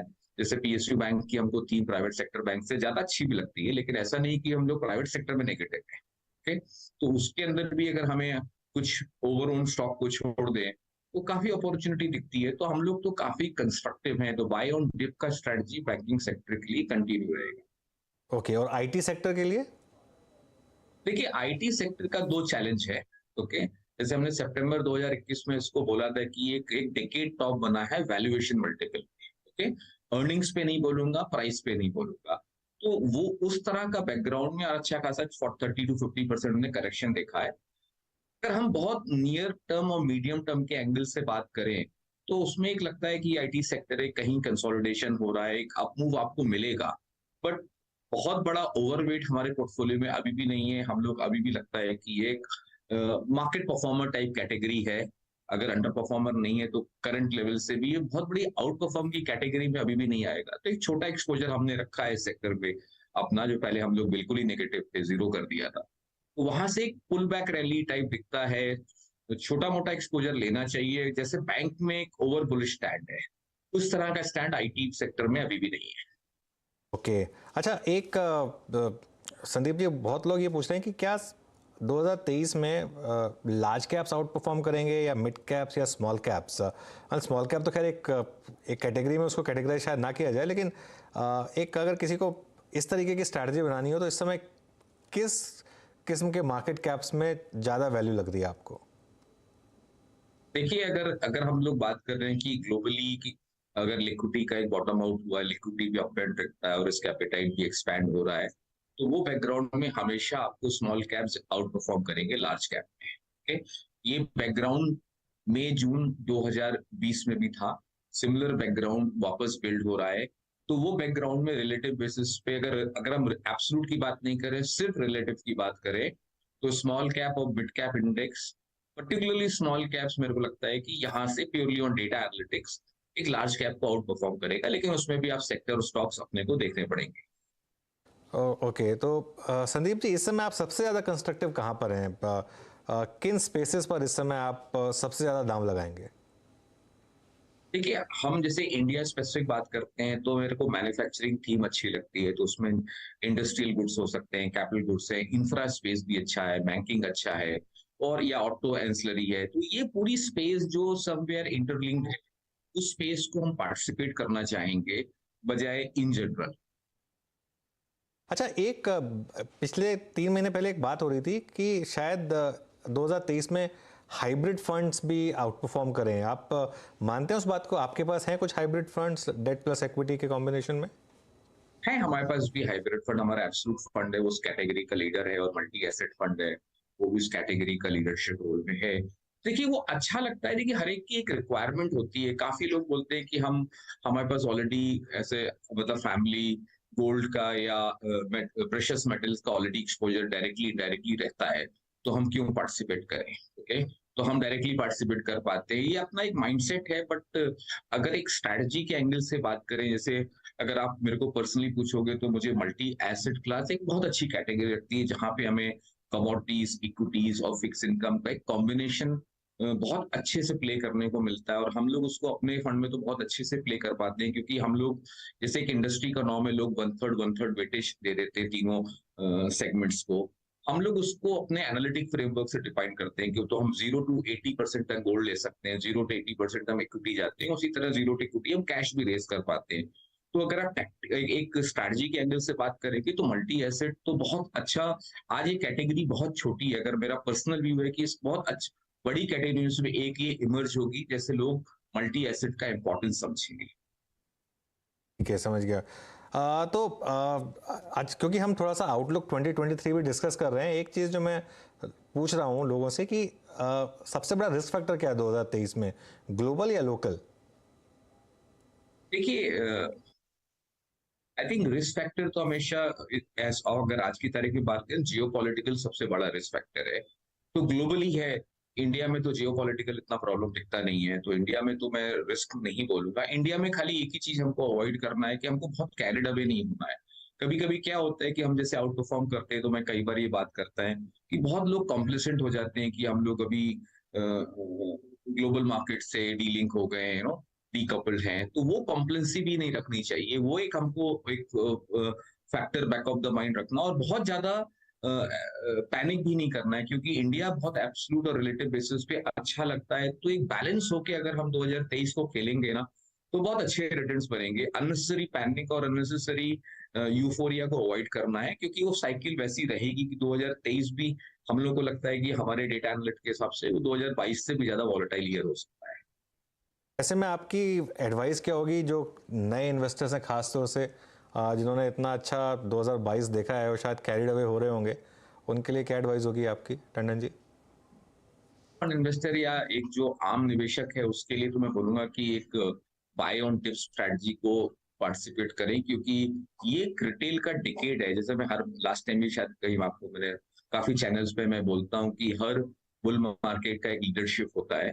तो इस बुल मार्केट का लीडरशिप जो 2012 से स्टार्ट, 2020 से अप्रैल 2020 से स्टार्ट हुआ, उसका लीडरशिप है रिटेल के हाथ में। तो रिटेल ड्राइविंग सीट पे है, तो रिटेल के लिए तो एक बहुत बड़ी अपॉर्चुनिटी है। मैं तो एक डिकेड की अपॉर्चुनिटी बोलता हूँ, प्रोवाइडेड हम लोग इसको पेशेंटली प्ले आउट करें।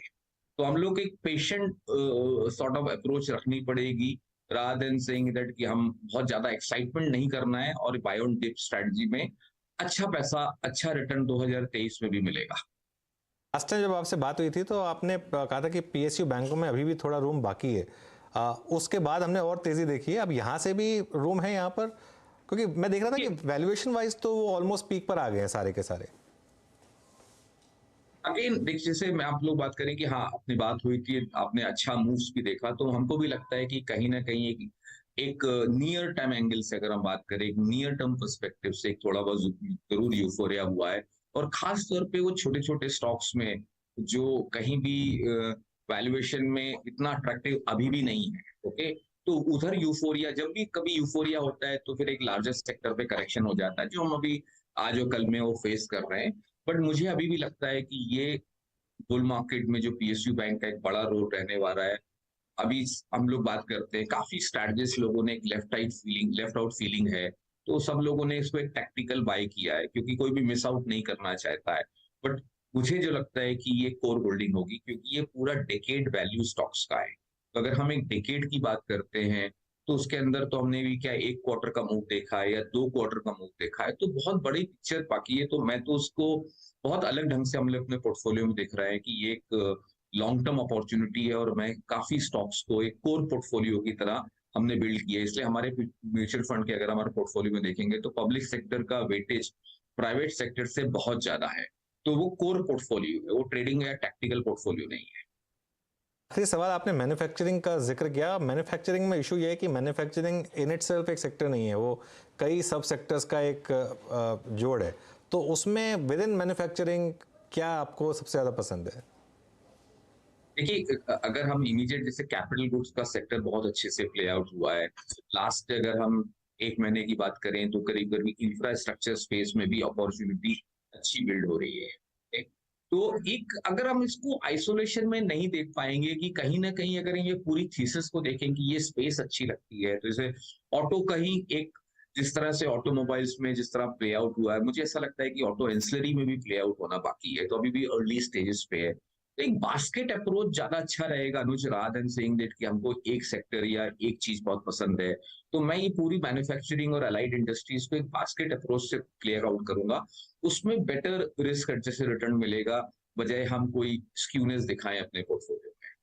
ठीक है, फेयर इनफ। अच्छा, एक लास्ट सवाल, और ऑब्वियसली आपके फंड ने तो खैर काफ़ी आउट परफॉर्मेंस जनरेट की है, लेकिन 2023 में एज अ बेंचमार्क आपको लगता है कि निफ्टी या सेंसेक्स या जो भी बेंचमार्क इंडेक्स है वो फिक्स इनकम को बीट कर पाएगा या थोड़ा टफ होगा इस एनवायरनमेंट में?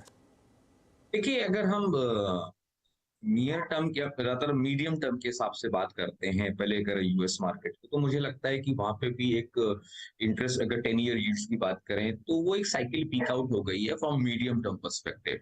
अगर लॉन्ग टर्म बात करें, जैसे हम 8-10 साल की बात करें, तो वो एक यूएस मार्केट का 10 ईयर यील्ड अभी भी बुल मार्केट में, स्ट्रक्चर बुल मार्केट में। पर अगर US market medium term peak out हुआ, इन्फ्लेशन कंसर्न पीक आउट हुए हैं, तो हमको यहाँ भी लगता है कि इंडिया भी 10 ईयर यील्ड भी पीक आउट हुआ है। तो वो पॉइंट ऑफ व्यू से कहीं ना कहीं एक एक अपॉर्चुनिटी है जहां आप गिल्ड फंड टाइप में, हम लोग भी अपने गिल्ड फंड लॉन्च कर रहे हैं, या कोई ड्यूरेशन फंड में है, तो आप लॉक करना चाहें तो लॉक कर सकते हैं करंट लेवल से, क्योंकि यहाँ से इंटरेस्ट रेट ग्रेजुअली कम हो जाएंगे। Okay, but equity and asset class में अभी भी हमको लगता है कि जो तरह का इन्फ्लेशनरी एनवायरनमेंट ग्लोबली है और जिस तरह से वेल्थ का डिस्ट्रक्शन हुआ, अर्निंग्स का जो डिटोरेशन हुआ लास्ट एक साल में, और जो फेस था, जैसे मैंने आपको बोला सितंबर 2021 में हमने ग्लोबली यूफोरिया देखा, लिक्विडिटी श्रिंक हुई, ओके, रिस्क एपेटाइट करेक्ट हुई, अभी उसका रिवर्सल दिखता है। ओके, लिक्विडिटी एक्सपैंड हो रही है, रिस्क एपेटाइट एक्सपैंड हो रही है, तो पी मल्टीपल भी एक्सपैंड होगा। तो वो बैकग्राउंड में इक्विटी एंड एसेट क्लास तो हमको बिल्कुल छोड़ना नहीं चाहिए, और मैं अभी भी यकीन करता हूं कि अगर इसको अच्छे से प्ले करें तो equity as an asset class आपको 2023 में डेट की कंपैरेटिव बहुत अच्छा रिटर्न देगा। भी शुक्रिया आपका जुड़ने के लिए और ये सारी बातें रखने के लिए, बहुत अच्छा लगा आपसे बात करके, और उम्मीद करते हैं कि जो आपकी आउट परफॉर्मेंस है वो आगे भी कंटिन्यू रहेगी। 2023 के लिए आपको ऑल द बेस्ट। थैंक्स अनुज। चलिए, तो ये एक बात हुई क्वांट म्यूचुअल फंड से। मार्केट थोड़ा स्टेबल होता हुआ 3 बजे से पहले वो पूरा मूव प्ले आउट होता हुआ, और अब 18,435 पर निफ्टी और 43,586 पर बैंक निफ्टी। अब वक्त है हमारी खास सेगमेंट डीलिंग रूम चेक का। एक आप चलते हैं यतिन के पास। यतिन, गुड आफ्टरनून, बताइए क्या बता रहे हैं डीलर्स आपको? Good afternoon. देखिए अनुज, थोड़ा एनवायरनमेंट प्रॉफिट बुकिंग वाला है। 2 चीज़ों जिन्होंने सेंटिमेंट खराब किया, एक तो सरकार ने ओएफएस का अनाउंसमेंट किया जिसके कारण पीएसयूज में थोड़ी बहुत प्रॉफिट टेकिंग है, और इन जनरल जो फेडरल रिजर्व से कमेंट आया उससे थोड़ी बहुत प्रॉफिट टेकिंग की इच्छा आज डीलिंग रूम्स के अंदर जग रही है। 2 स्टॉक्स जो आज उनके रिडार पे हैं, सबसे पहले अंबुजा सीमेंट। बहुत ज़्यादा सेलिंग यहाँ देखने को मिल रही है। इनफैक्ट डोमेस्टिक म्यूचुअल फंड्स अपनी पोजीशंस यहाँ अनवाइंड कर रहे हैं, ऐसा डीलिंग रूम्स बता रहे हैं। और यहाँ स्टॉक में अगर आप एसटीबीटी की स्ट्रैटेजी करें तो डीलिंग रूम्स का मानना यह है कि 550 तक के लेवल आपको लोअर साइड पे देखने को मिल सकते हैं। तो ये एक स्टॉक है जहां उनको लगता है कि थोड़ी बहुत ट्रेडिंग पोजीशन सेल साइड पे ले सकते हैं। फ्रेश शॉर्ट्स यहाँ देखे गए हैं आज के सत्र में। और दूसरा है bank of Baroda. In general PSU banks की बहुत ही अच्छी रैली रही है, लेकिन अब डीलिंग रूम्स को लगता है कि थोड़ा बहुत 1-2 दिन का पॉज रह सकता है, और शायद बैंक ऑफ बड़ौदा में आपको 5 से 10 रुपए की डाउनसाइड देखने को मिल सकती है करंट मार्केट प्राइस से। इनफैक्ट आज काफी सारे एचएनआईज भी अपने लॉन्ग पोजीशंस वायदे बाजार में अनवाइंड कर रहे हैं, जिसके कारण स्टॉक में थोड़ा बहुत डाउनवर्ड प्रेशर बना हुआ है। बहुत बहुत शुक्रिया। बैंक ऑफ बड़ौदा अगर आप देखें तो सबसे स्ट्रॉन्गेस्ट प्राइस परफॉर्मर पीएनबी के साथ, वहां पे आप देखें थोड़ी सॉफ्टनेस, और अंबुजा सीमेंट पर आप देखें सॉफ्ट शेल कॉल। याद रखिएगा 2 बजे यही एक सेल कॉल मानस ने दी भी थी। मानस, अगर मैं मान के चलूँ अप्रॉक्सीमेटली ये कॉल अगर आपने दी थी जब इसका प्राइस था 2.2 के आसपास, 2.10 के आसपास, 568, 569, 570, बहुत शानदार गई वो कॉल। इंट्राडे में अंबुजा सीमेंट्स इन स्पॉट 558 लगा कर आया। खैर 2 बजे जिस लेवल से हम डर रहे थे, डाउ जोन्स फ्यूचर्स 33980, डायरेक्टर साहब स्क्रीन पे एक बार फिर से लेके आइएगा। अब करीब करीब 33974, करीब 350 अंक नीचे डाउ जोन्स फ्यूचर्स आके ट्रेड करते हुए। तो यहाँ पर पेन डाउ जोन्स फ्यूचर्स में और उसकी घबराहट जो है वो इंडियन मार्केट्स पे बखूबी हावी है। अब एक काम करते हैं, मैं भूमिका बांध रहा था कि एग्जैक्टली हमें क्या करना चाहिए कल के लिए? BTST ट्रेड्स, मोमेंटम कॉल्स और कल के लिए कॉल्स, आइए वो एकत्रित करना शुरू करते हैं। मानस, आपका अंबुजा सीमेंट्स बेहतरीन कॉल रही, but we are closing at day low, और इस दिन की डेफिनेशन ये रही कि 4 दिन के अंतराल में, 5 दिन के अंतराल में दूसरी बार 20 डेमा का वॉल्यूशन कहीं से भी आया हो, बट यस एवरेज वॉलेट हुआ है। कल के लिए व्यू और क्या कॉल कैरी करेंगे आपके लिए कि आप? जी, तो देखिए कल के लिए व्यू नेगेटिव है। 2-3 चीजें अगर आप देखेंगे वीकली चार्ट पे निफ्टी में, मैंने आपको पिछले हफ्ते भी बताया था कि डार्क क्लाउड का पैटर्न बना है, इसीलिए उछाल पे निफ्टी ऊपर सस्टेन नहीं हो पाया। मगर अब आप इंटरडे चार्ट पे देखेंगे तो एक हेड एंड शोल्डर पैटर्न बन रहा है, जिसका नेकलाइन 18,400 के आसपास आता है। तो अगर ये head and shoulder pattern break हुआ, इसका नेकलाइन ब्रेक हुआ, तो आपको कम से कम 500 से 600 पॉइंट की गिरावट निफ्टी में देखने को मिल सकती है। तो बिल्कुल कॉशियस रहिए, मेरे हिसाब से इस गिरावट पर खरीदारी नहीं करनी है। इस समय के लिए एक STBT कॉल मैं देना चाहूंगा, और वो BEL में रहेगा। BEL के पैटर्न देखिए तो यहाँ पर एक फ्रेश ब्रेकडाउन देखने को मिला है, 104 रुपए के लेवल्स ब्रेक हुए हैं, बड़े कंसोलिडेशन के बाद ये ब्रेकडाउन देखने को मिला है। तो BEL में बिकवाली करेंगे, 105 रुपए का स्टॉप लॉस रखेंगे, 99 रुपीज के टारगेट सेट करेंगे। ओके, डिफेंस स्पेस में आप देखें, आप एक शॉर्ट कॉल ले रहे हैं, और अगर आप BEL में एक शॉर्ट कॉल ले रहे हैं 103 पर, BEL और HL दोनों की डेफिनेशन, दोनों की प्रॉपर्टी, दोनों का प्राइस बिहेवियर, दोनों का जो कोरिलेशन है एवरेजेस के साथ एग्जैक्टली एक रहा, दोनों below 50 day exponential moving average. HL लेके आइएगा एक बार फिर से, आई मीन सिर्फ मेंशन कर देता हूं, एट 2609, माफ कीजिएगा ये 20 डे के नीचे है, बट एग्जैक्टली एट मोर और less exactly at 50 day exponential moving average. आपका BEL जो है वो इससे एक शेड कमजोर है, below 50 day exponential moving average. Ashish Chaturvedi ji, setup हमारा खराब हुआ है, नो डाउट अबाउट दैट। आपका व्यू और आप क्या कैरी करेंगे कल के लिए? नहीं तो बिल्कुल वीरेंद्र, जैसे हमने कमेंट्री में भी बात की कि आज सेटअप बिल्कुल खराब हो रहा है, और सेटअप जब तक अब 18,600 650 के ऊपर डिसाइसिवली, पहले हमने 18,700 की बात की, अब हमें लगता है 18,600 ही एक बहुत स्ट्रॉन्ग रेजिस्टेंस के तौर पर दिखेगा। तो जब तक 18,600 क्रॉस ना हो, कोई भी डिसाइसिव या एग्रेसिव लॉन्ग पोजीशन लेना अवॉइड करना चाहिए। और 18,450 के नीचे तो एक फर्दर डिप बाजार के अंदर देखने को नजर आ सकती है, बट क्योंकि अभी भी हम फ्यूचर लेवल पे 18,470 के आसपास है, तो वो सपोर्ट लेवल के आसपास ही ट्रेड कर रहे हैं, पर उसके ब्रेक होने की गुंजाइश काफी बनती हुई नजर आ रही है। तो मेरी जो स्ट्रैटेजी रहेगी वो स्टे लाइट रहेगी, और इसीलिए मैं आज कोई भी ट्रेड देने से भी बचना चाहूंगा। तो मेरे हिसाब से आज कोई ट्रेड नहीं करना चाहिए, कल देखना चाहिए क्या निफ्टी 18,450 को ब्रीच करती है, उसके हिसाब से फर्दर एक्शन बाजार में लेना चाहिए। जैम याद रखिएगा, ये भी एक प्रकार का बहुत ही खूबसूरत ट्रेड है। अमूमन जब स्टॉप लॉसेस ट्रिगर हो जाएं, आपका अगर आप देखें तथ्य जो बाजार को लेकर था वो बहुत सही ना निकले, आप प्रीएम्प्ट ना कर पाए, तो ऐसे में एक कदम पीछे हटाना वो भी अपने आप में एक खूब ट्रेड है। सही स्ट्रेटेजी आशीष जी, समर्थन करता हूं मैं आपका इसका। और अब चलते हैं कविता जी के पास। कविता जी, आप क्या ट्रेड कैरी करेंगी कल मॉर्निंग के लिए? सो वीरेंद्र जी, मैं डिफेंसिव की तरफ ही जाऊंगी, क्योंकि बिकवाली हुई है, और जिस तरीके से ट्रेंड बिगड़ा है, तो कल के का सत्र देखते हुए अगर ये फर्दर डाउनसाइड रहता है तो सेल ऑन राइज की अप्रोच करेंगे। बट स्टिल अभी एज BTST डिफेंसिव से Godrej CP is looking good to me. 902 के लेवल्स पर ये फिलहाल है, और प्लेसमेंट भी इसकी काफी अच्छी है। एक छोटा ही एसएल मेंटेन करेंगे, 895 का एसएल मेंटेन करेंगे। ऊपर में मुझे लगता है 925 तक के लेवल्स के लिए Godrej CP can be the good trade. Godrej CP, चलिए एक बार जरा कविता जी ने जब इस सेक्टर का जिक्र किया ही है, अब जब उन शब्द का इस्तेमाल कर रही हैं कि आई एम बिट बुलिश और I think I will buy in FMCG space, आइए देखते हैं FMCG स्पेस। आज जिन स्पेस में सबसे कम प्राइस डैमेज हुआ है उसमें पावर है, उसमें फाइनेंस है, उसमें FMCG है। FMCG में हुआ क्या है, यहाँ Balrampur Chini 1.6%, Britannia 7.6%, OI buildup on the long side. Godrej CP में शॉर्ट कवरिंग है, याद रखिएगा। OI बहुत कम शेड हुआ है, बट प्राइस 1.4% बढ़ा है। And same is the case with McDowell's. मेरे ख्याल से मैकडॉवेल्स जो थी वो सुबह सुबह आज अमित सेठ जी की लॉन्ग कॉल थी, अच्छा किया उस ट्रेड ने भी। बट कविता जी यहाँ पे गोदरेज CP को पिक कर रही है on the long side. Yes, day high के आसपास अभी भी स्टॉक ट्रेड करता हुआ। राजेश पालविया जी, स्क्रीन पर 18401 ये भी जाता हुआ, अब आप कैरी करेंगे कल मॉर्निंग के लिए? वीरेंद्र जी, शॉर्ट साइड का ट्रेड है, और उसमें सीमेंट स्पेस पे हमें JK सीमेंट का स्ट्रक्चर वीक लग रहा है। अगर इसका टेक्निकल सेटअप देखें तो डेली चार्ट पे एक अप स्लोपिंग चैनल का ब्रेकडाउन करते हुए दिख रहा है स्टॉक। और जिस तरीके से यहाँ पे आज सीमेंट स्पेस में शॉर्ट बिल्टअप बनते हुए दिखे, जेके सीमेंट में तो क्लियरली आज शॉर्ट बिल्टअप के ट्रेड बने। तो हमें लगता है कि जेके सीमेंट फ्यूचर यहाँ पे शॉर्ट करना चाहिए। 3100 के आसपास अभी ट्रेड कर रहा है। इसमें स्टॉप लॉस रखेंगे 3130 का। डाउन साइड के टारगेट एक्सपेक्ट कर रहे हैं हम इसमें 3060 3030 तक की डाउन साइड यहाँ पे आते हुए दिख सकती है। जेके सीमेंट फ्यूचर पे शॉर्ट करने की सलाह है। सीमेंट फ्यूचर्स पर शॉर्ट करने की सलाह है। बैंक निफ्टी देखिए अब 43,500 भी तोड़ रहा है। ये 600 पॉइंट का डिक्लाइन इस समय बैंक निफ्टी में। ये बहुत बड़ा एक ब्रेकडाउन है, सीधा एक 43,800 पर नहीं रुका।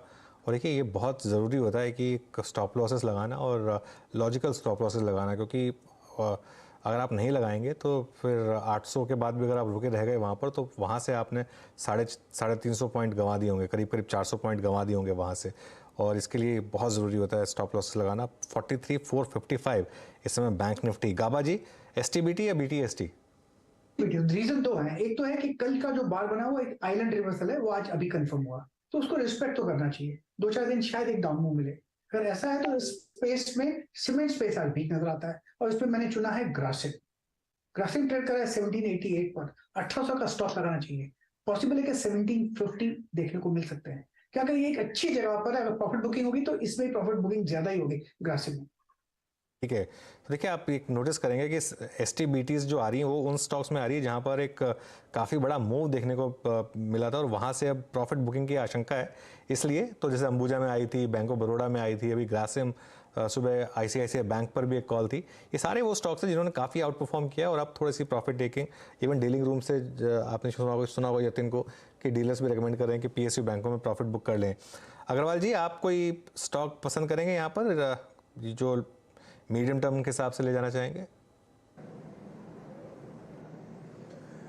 अनुज जी, 2 स्टॉक देना चाहूँगा। पहला GHCL, गुजरात हेवी केमिकल्स का रहेगा। लार्जेस्ट सिंगल लोकेशन मैन्युफैक्चरर है सोडा ऐश का। कैपेसिटी ब्राउनफील्ड और ग्रीनफील्ड दोनों तरीके से ये बढ़ा रहे हैं, जो कि वॉल्यूम ग्रोथ में इन्हें हेल्प करेगी। डिमांड सप्लाई का इम्बैलेंस है और इनका 400 करोड़ का डेट था सितंबर 22 तक, जो कि आगे आने वाले दिनों में मैनेजमेंट ने ऐसा क्लियरली कहा है कि वो डेट फ्री हो जाएगी। और नतीजे भी देखेंगे तो दूसरी तिमाही में बहुत शानदार नतीजे आए थे। बॉटम लाइन 166% के आसपास का जंप दिखाया था। तो GHCL में हमारी खरीदारी की सलाह है मध्यम अवधि में 600 के टारगेट के साथ। और दूसरा स्टॉक फिनोलेक्स केबल का रहेगा। यहाँ भी अगर आप देखें तो इलेक्ट्रिकल और कम्युनिकेशन केबल में एक दिग्गज कंपनी है। इन दिनों FMEG जो फास्ट मूविंग इलेक्ट्रॉनिक गुड है उसमें इन्होंने डाइवर्सिफाई किया है, रूम हीटर्स वगैरह लॉन्च किए हैं। डिमांड बढ़ती जा रही है, वॉल्यूम ग्रोथ बढ़ने की पूरी संभावना है, क्योंकि जो कंस्ट्रक्शन वगैरह की डिमांड बढ़ी है उससे इनको सीधा फायदा होगा। बैलेंस शीट बहुत स्ट्रांग है और मुझे लगता है कि जैसे जैसे वॉल्यूम बढ़ेगी नंबर्स में और अच्छा उछाल आएगा। तो ये 2 स्टॉक है जहां हम खरीदारी की सलाह दे रहे हैं।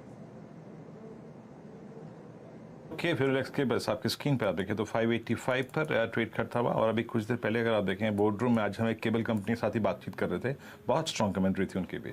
और साथ ही साथ GHCL, ये अगर आप देखें आपकी स्क्रीन पे 600 के लक्ष्य के लिए। बहरहाल जरा इंडिसेस लेके आइए दोनों स्क्रीन पे थोड़ी सी बात करते हैं एग्जैक्टली। आप देखें स्ट्रक्चर को लेकर, देखिए डैमेज हुआ है under the leadership of I think were exactly हमने जो देखा यूएस फ्यूचर्स से। अनुज, ये क्लोज बड़े फ्रैक्शन के साथ, बड़े डिफरेंस के साथ below 20 day exponential moving average के नीचे। निफ्टी बैंक आज एग्जैक्टली 10 डेमा के नीचे। और आज आपने देखा अभी जो सेल कॉल्स आई बैंक ऑफ बड़ौदा, अंबुजा, ये एग्जैक्टली साइन किसका है? और क्या शॉर्ट कैरी इंडेक्स पे भी करेंगे आप? नहीं, देखिए वीरू, शॉर्ट कैरी करना एक थोड़ा भले रिस्की हो, लेकिन एक चीज़ मैं जरूर बोलूँगा कि लॉन्ग्स बिल्कुल मत कैरी करिए अब इस मार्केट में। मार्केट का एक 20 जो day exponential moving average Nifty का, उसको तोड़कर आज उसके नीचे बंद होना। देखिए पिछली बार आपको याद होगा कि हमने तोड़ा था इंट्राडे में, लेकिन हम उसके ऊपर बंद हुए थे। आज जो लास्ट 1 घंटे में जिस तरीके से बैंक निफ्टी ने एक ब्रेकडाउन दिया है वीरू। और एक और चीज़, नैस्डैक का चार्ट, और आप भी चार्ट देखते हैं नैस्डैक का काफ़ी, वो 1 दिसंबर या 30 नवंबर वाली एक बड़ी बार, वो जो देखिए आप 700 पॉइंट की बार थी, अब उसका पूरा रिवर्सल हो चुका है। और आज जो फ्यूचर्स बता रहे हैं, आज हम लग रहा है कि उसके नीचे शुरुआत करेंगे हम नैस्डैक में। और नैस्डैक का मैं बार बार जिक्र इसलिए करता हूँ क्योंकि वो एक लीडिंग इंडेक्स है। तो आज जो मार्केट में आया है वो एक शॉर्ट का सिग्नल। इंट्राडे में तो खैर ज़बरदस्त शॉर्टिंग हुई और वो जो 18 450 की पुट है उसके जरिए लोगों ने अच्छा पैसा बनाया भी होगा। लेकिन मेरे ख्याल से एक दिन दीजिए मार्केट को, आज देखते हैं यूएस मार्केट में कैसा फॉलो थ्रू आता है। लेकिन इसमें ना हीरो बनने की ज़रूरत नहीं है कि इतनी बड़ी मार्केट में डिक्लाइन आ गई अब मैं खरीद के ले जाता हूँ। हो सकता है वो कॉल चल जाए, लेकिन वो कॉल बहुत रिस्की होगी इस समय लेना, क्योंकि यूएस मार्केट जिस तरीके से फ्यूचर्स में डाउन है, अब क्या भरोसा आज वहाँ पर असली रिएक्शन आज आना हो। ये यूएस मार्केट में 2-3 बार पहले हो चुका है कि उस दिन रिएक्शन इतना स्ट्रांग नहीं होता, अगले दिन बड़ा रिएक्शन आता है। आपने कई बार देखा होगा ये। तो एक बार देख लें यूएस मार्केट को आज ओवरनाइट, और उसके बाद ही कॉल लें। आज इंडिया विक्स पे जिस तरीके से ऊपर आया है, एक इंडिकेट कर रहा है कि शायद मार्केट में ये आज एक करेक्शन की स्टार्ट है। तो ज़रूरी नहीं है कि आप करेक्शन के पहले दिन ही लें। बाय ऑन डिप्स है, बिल्कुल है, मार्केट बुल मार्केट में बिल्कुल है, लेकिन हो सकता है कि ये एक 100 पॉइंट वाली करेक्शन ना हो सकता है 500-600 पॉइंट वाली करेक्शन हो सकता है एक बार ये निफ्टी को 18,180 वाला वो जो 50 डे एक्सपोनेंशियल मूविंग एवरेज है वहाँ तक ले जाए, वहाँ बाय मिले। तो प्रीएम्प्ट मत करिए इस मार्केट को, एक बार देख लीजिए कि कहाँ पर ये सेटल हो रही है, उसके बाद ही कॉल लीजिए। जी बिल्कुल बिल्कुल। देखिए अब तक बाय एंड डिप्स की रणनीति बहुत कारगर रही, बहुत अच्छा पैसा बना के दिया। आज मार्केट आपकी खुद की अप्रोच, मेरी अप्रोच, अनुज की अप्रोच का टेस्ट ले रहा है। आई मीन थोड़ा पेशेंस रखिए, और अमूमन एक बार जब हल्का सा अगर आप देखें जैसे बेस 1 टूट गया नहीं, अगर आप देखें बाजार ने वहाँ पे सपोर्ट लिया, थोड़ा जैसे आशीष ने कहा ना, थोड़ा सुस्त आई है, थोड़ा सा अगर आप देखें, आई थिंक पेशेंस रखिए। बिल्कुल सही कहा अनुज ने। आज याद रखिएगा जो कल सुबह सुबह जब हम आएंगे जुड़ेंगे कार्यक्रम में, तो आपको नेस्डेक और डाउ जोन्स की जो क्लोजिंग होगी और जो चार्ट्स होंगे वो एग्जैक्टली कल जरूर दिखाएंगे। But yes, it's a price damage. दोनों एवरेजेस अगर आप देखें 20 डे में वॉलेट हुआ, और निफ्टी बैंक आज 10 डे में ब्रीच करके ले जा रहा है। 2 दिन पहले के प्राइस डैमेज में या फिर रिट्रेसमेंट में और आज के रिट्रेसमेंट में अंतर यह है कि आज बैंकों की लीडरशिप में ये पेन आया है। खैर अब चलिए थोड़ा सा मूड लाइट करते हैं। जरा प्रकाश सर को फुल फ्रेम में दिखाइए एक बार। प्रकाश सर, ये सिस्टम नया लिया है क्या? पिछली बार जब आप बोलते थे ना हमेशा बार जब प्रकाश सर बोलते हैं ना बार, ऐसा सिग्नेचर होता है उनका हाथ का हमेशा प्रकाश सर क्या हुआ, वो नहीं दिखाई आज आपने बार, और ये सिस्टम नया लिया आपने? बहुत वाइल्ड है सर, आपका व्यू ही पूरा दिखाई देता है। नहीं, सिस्टम तो वही है, शायद सब कुछ वही है। इनफैक्ट इतना है कि लाइट्स अच्छी है, फोकस की हुआ है, कैमरा अच्छा, और कुछ नहीं। ये बात नहीं है, ये आविष्कार किया था आशीष ने, सीएनबीसी बार ये आविष्कार किया था आशीष ने, पकड़ा था आपकी ये जो पैटर्न है ना बार दिखाने की जी। चलिए राजेश पालवे जी, इस क्लोजिंग पर आपकी टिप्पणी। I mean we are heading towards, I mean close below 18,400, आपका व्यू, और ऐसे में जो ट्रेड पोजीशंस है उन पे आपका व्यू क्या होगा? आई मीन जैसे कि अभी एग्रेसिव स्टॉक फ्यूचर्स में लाइक अंबुजा की बात हुई, बैंक ऑफ बड़ौदा की बात हुई, इस बार कौन कौन से स्टॉक फ्यूचर्स चले? आप एचडीएफसी बैंक अभी भी इस दौर की हाईएस्ट ट्रैजेक्टरी में है, आपका एसबीआई, आपका एक्सिस बैंक पे हालांकि आउटलुक शेयर नहीं करेंगे आप क्या व्यू शेयर करते हैं इस क्लोजिंग के साथ? जी देखिए, व्यू तो थोड़ा यहाँ पे नियर टर्म में हमें लगता है प्रेशर रहेगा, क्योंकि 18,400 को भी वॉलेट किया और बैंक निफ्टी ने भी 43,600 ये दोनों लेवल को वॉलेट किया आज के सेशन में। तो ये एक्सटेंड होते हुए दिखता है, हमें लगता है ये करेक्शन 18,200 की तरफ बढ़ते हुए दिख सकता है। और बैंक निफ्टी में देखें तो यहाँ पे हमें लगता है 43,000 इवन 42,800 ये 2 लेवल है, वहां तक बैंक निफ्टी करेक्ट होते हुए दिख सकती है। क्योंकि आज के सेशन में देखें तो काफी स्टॉक्स में हायर साइड से प्रॉफिट टेकिंग देखने को मिली, और जिन स्टॉक्स में अंडर परफॉर्मेंस था वहां पे भी फर्दर और सेलिंग एक्सटेंड होते हुए देखिए। अगर आप ऑटोमोबाइल में देखेंगे तो मारुति में डिस्पाइट ऑफ अंडर परफॉर्मेंस यहाँ पे इस मार्केट में भी और फर्दर यहाँ पे शॉर्ट बनते हुए दिखे। तो ये क्लियरली दिखाता है कि मार्केट में करेक्शन थोड़ा एक्सटेंड होते हुए दिख सकता है, और हमें लगता है थोड़ी वॉलेटिलिटी और रहेगी सेलिंग साइड के ही ट्रेड, इसीलिए हमने आइडेंटिफाई भी किए। हमें लगता है सीमेंट स्पेस में थोड़ा यहाँ पे प्रेशर कल के सेशन में और एक्सटेंड होगा, बैंकिंग में प्रॉफिट टेकिंग होगा। हालांकि स्ट्रक्चर अभी भी पॉजिटिव है स्टॉक्स के, लेकिन प्रॉफिट टेकिंग हमें लग रहा है कि एक्सटेंड होते हुए दिख सकती है कल के सेशन में। तो कुछ प्राइवेट बैंक्स में हमें लगता है कि और भी प्रेशर बनते हुए दिख सकता है। आईसीआईसीआई हमें लगता है कि थोड़ा और वीकनेस कंटिन्यू करेगा। एचडीएफसी बैंक में भी यहाँ पे हमें लगता है सप्लाई बनते हुए दिखेगा। तो थोड़ा सा सेल साइड का ही व्यू है अभी हमारा। जब तक 18,450 18,500 को रिगेन नहीं करेंगे तब तक हम शॉर्ट साइड पे ट्रेड आइडेंटिफाई करेंगे। आज देखिए मार्केट ने धज्जियां उड़ाई हैं पुट राइटर्स की। 18,600 के पुट 510% का प्रीमियम जंप। कल हम ये बात कर रहे थे कि मार्केट है, अच्छा कल वीरू आपको याद होगा एक दोपहर में मैंने एक कमेंट्री की थी कि मार्केट हेज नहीं है बिल्कुल भी, हल्की सी भी रिएक्शन के लिए। ये थोड़ा सा मैं दोबारा इसको अपने दर्शकों को समझा देता हूँ। जो कल हमारी कमेंट्री थी वो एक बहुत क्लियर एक उसमें एक व्यू था कि मार्केट पे व्यू नेगेटिव नहीं है, लेकिन अगर मार्केट में कुछ भी नेगेटिविटी आई तो मार्केट उसके लिए तैयार नहीं है। दोनों चीज़ें डिफरेंट है। एक होता है कि आपका क्लियर व्यू हो मार्केट पे कि नेगेटिव है, वो नहीं था। लेकिन मार्केट आज की डेट में इतना ज़्यादा वन साइडेड हो जाता है कि बिल्कुल दूसरी साइड के लिए कोई स्कोप ही नहीं है। तो इसके लिए जब मूव्स आते हैं वो इस तरीके के आते हैं। आज ये जो मूव आया है इसका एक सबसे बड़ा फैक्टर ये था कि मार्केट इतना ओवरबॉट था और मार्केट में बिल्कुल हेजेस नहीं थे। 18,600 की पुट कल 30 रुपये पे बंद हुई थी, आज वो 190 रुपये पे जा रही है। 18,500 की पुट कल 12 रुपये पे बंद हुई थी, आज वो 86 रुपये पे जा रही है। चलिए 18,500 की पुट को मैं फिर भी एक बार समझ सकता हूँ, लोगों में कॉन्फिडेंस रहा होगा। 18,600 पर जिस तरीके का कॉन्फिडेंस था कल, जबकि मार्केट कोई बहुत ज़्यादा उससे ऊपर बंद नहीं हुआ था। 18,450 के पुट एक बार वापस ले आइए, वो एक बार जरा उसका क्लोजिंग रेट भी देख लेते हैं। वो जिन लोगों ने 6 रुपये पर ली होगी उन्होंने किस लेवल पर इस समय अपना एक फाइनल प्रॉफिट बुक किया होगा। वो तो आज की एक्सपायरी है तो वो लेकर आते हैं। देखिए 35 रुपये, 6 रुपये की 35-36 रुपये, तो एक मेरे ख्याल से 40-42 का इसने हाई भी लगाया था। तो क्लियरली ये आपको एक बाय द वे ये भी इंडिकेट कर रहा है कि एडजस्टेड क्लोजिंग कहाँ होगी। एडजस्टेड क्लोजिंग होगी 18,415 के करीब। तो 18,394 अभी रेट दिखा रहा है, लेकिन हम जब बंद होंगे उसके बाद जब एडजस्टमेंट हो जाएगी तो निफ्टी का जो आपको क्लोजिंग रेट दिखाई देगा वो दिखाई देगा 18,415 का। 18,415 18,414 के करीब बेसिकली एक रेट दिखाई देगा आपको निफ्टी स्पॉट का जब हम बंद होंगे तो। और 43,400 बैंक निफ्टी। देखिए बैंक निफ्टी में तो लास्ट में आते आते बैंक निफ्टी की अच्छी खासी पिटाई हुई है। मेरे ख्याल से करीब 300 पॉइंट गए हैं जब से हमने ये शो स्टार्ट किया। ज़्यादा 300 से 350 पॉइंट गए हैं लास्ट के 1 घंटे में बैंक निफ्टी में। ज़रा इंट्राडे लेकर आइए बैंक निफ्टी का, और एक बार बैंक निफ्टी का कंट्रीब्यूशन भी लेकर आइए। यहाँ पर एक बार ज़रा देख लेते हैं कंट्रीब्यूशन क्या आ रहा है। HDFC बैंक, देखिए सुबह से ICICI बैंक प्रॉब्लम कर रहा था, लेकिन ये जो लास्ट का डिक्लाइन है ये प्योरली HDFC बैंक की वजह से आ रहा है। कंट्रीब्यूशन देखिए HDFC बैंक का, जब याद रखिए सुबह सुबह ICICI बैंक 90 पॉइंट कंट्रीब्यूट कर रहा था डाउन साइड पे, बाकी सब पॉजिटिव थे। अब HDFC बैंक देखिए 250 पॉइंट, और ये 250 में से करीब 200 पॉइंट तो मैं कहता हूँ लास्ट के 1 घंटे में कंट्रीब्यूट किए हैं HDFC बैंक ने। ICICI बैंक, यहाँ पर भी selling pressure, SBI, Kotak Mahindra Bank, इन सभी स्टॉक्स में एक सेलिंग प्रेशर। तो बिग वॉल की तरफ चलते हैं और जरा मार्केट की इस समरी को देख लेते हैं किस तरीके से बंद हो रहा है। निफ्टी 18,394, जैसे मैं बोल रहा हूँ एडजस्टेड रेट आपको 18,415 का मिलेगा, लेकिन अभी के लिए 18,395। बैंक निफ्टी 43,410, इसका एडजस्टेड रेट करीब 43,500 के करीब आएगा, लेकिन लास्ट क्लोजिंग रेट अभी भी करीब 650 पॉइंट नीचे यहाँ पर। मिड कैप इंडेक्स करीब 1.5% नीचे, निफ्टी IT 2.25% नीचे। एडवांस डिक्लाइन देखिए क्लियरली डिक्लाइंस के फेवर में, 895 advancing stocks, 1946 declining stocks. Small cap index भी डाउन करीब 1.5%, फाइनेंशियल सर्विसेज इंडेक्स डाउन करीब 1.5%, और PSU बैंक आज अच्छी खासी सेलिंग करीब 2.5% नीचे ये इंडेक्स बंद होता हुआ। आप जरा निफ्टी का हीट मैप लेकर आते हैं। सुबह आपने नोटिस किया होगा कि ज़्यादा ग्रीन थे कम रेड थे, अब बंद होते होते सिर्फ 4 स्टॉक्स ग्रीन में रह गए, 5, और बाकी सब रेड में। तो ग्रीन लिस्ट से स्टार्ट करते हैं, छोटी लिस्ट है, ब्रिटानिया, हीरो मोटोकॉर्प और SBI life.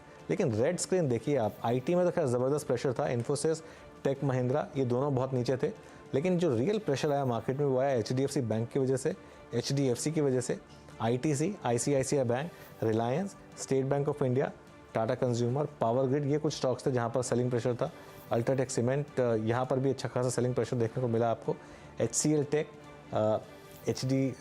Tata steel, UPL, ये कुछ स्टॉक्स थे जहाँ पर आपको ये इस समय की क्लोजिंग बेल।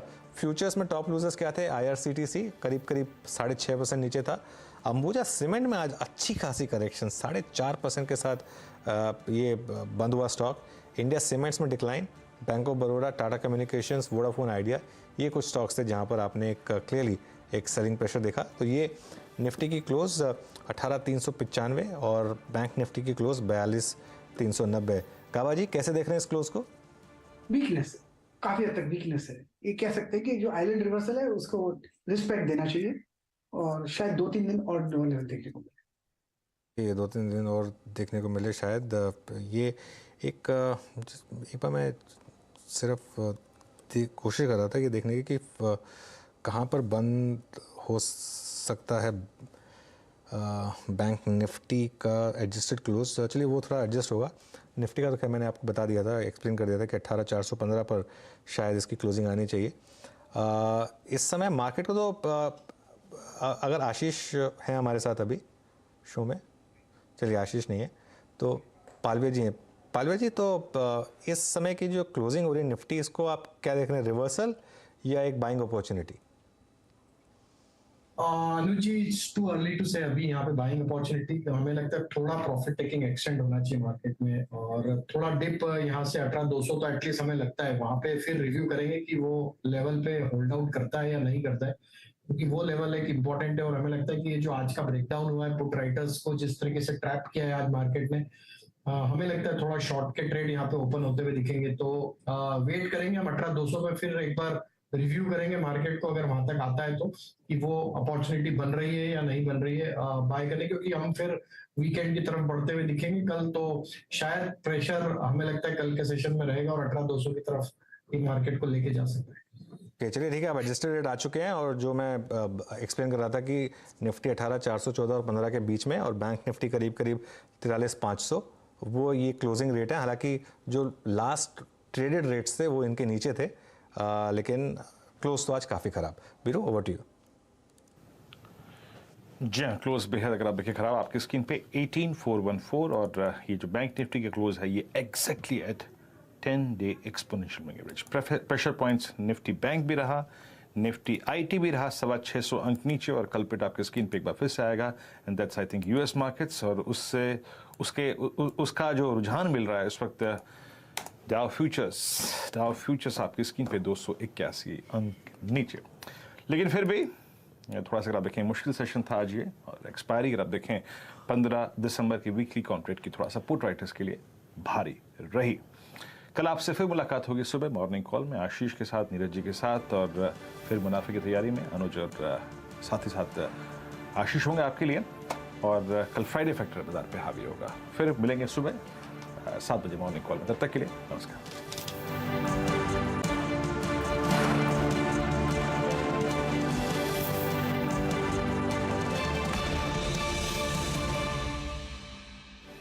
मजबूत स्टॉक्स ऑफ द डे।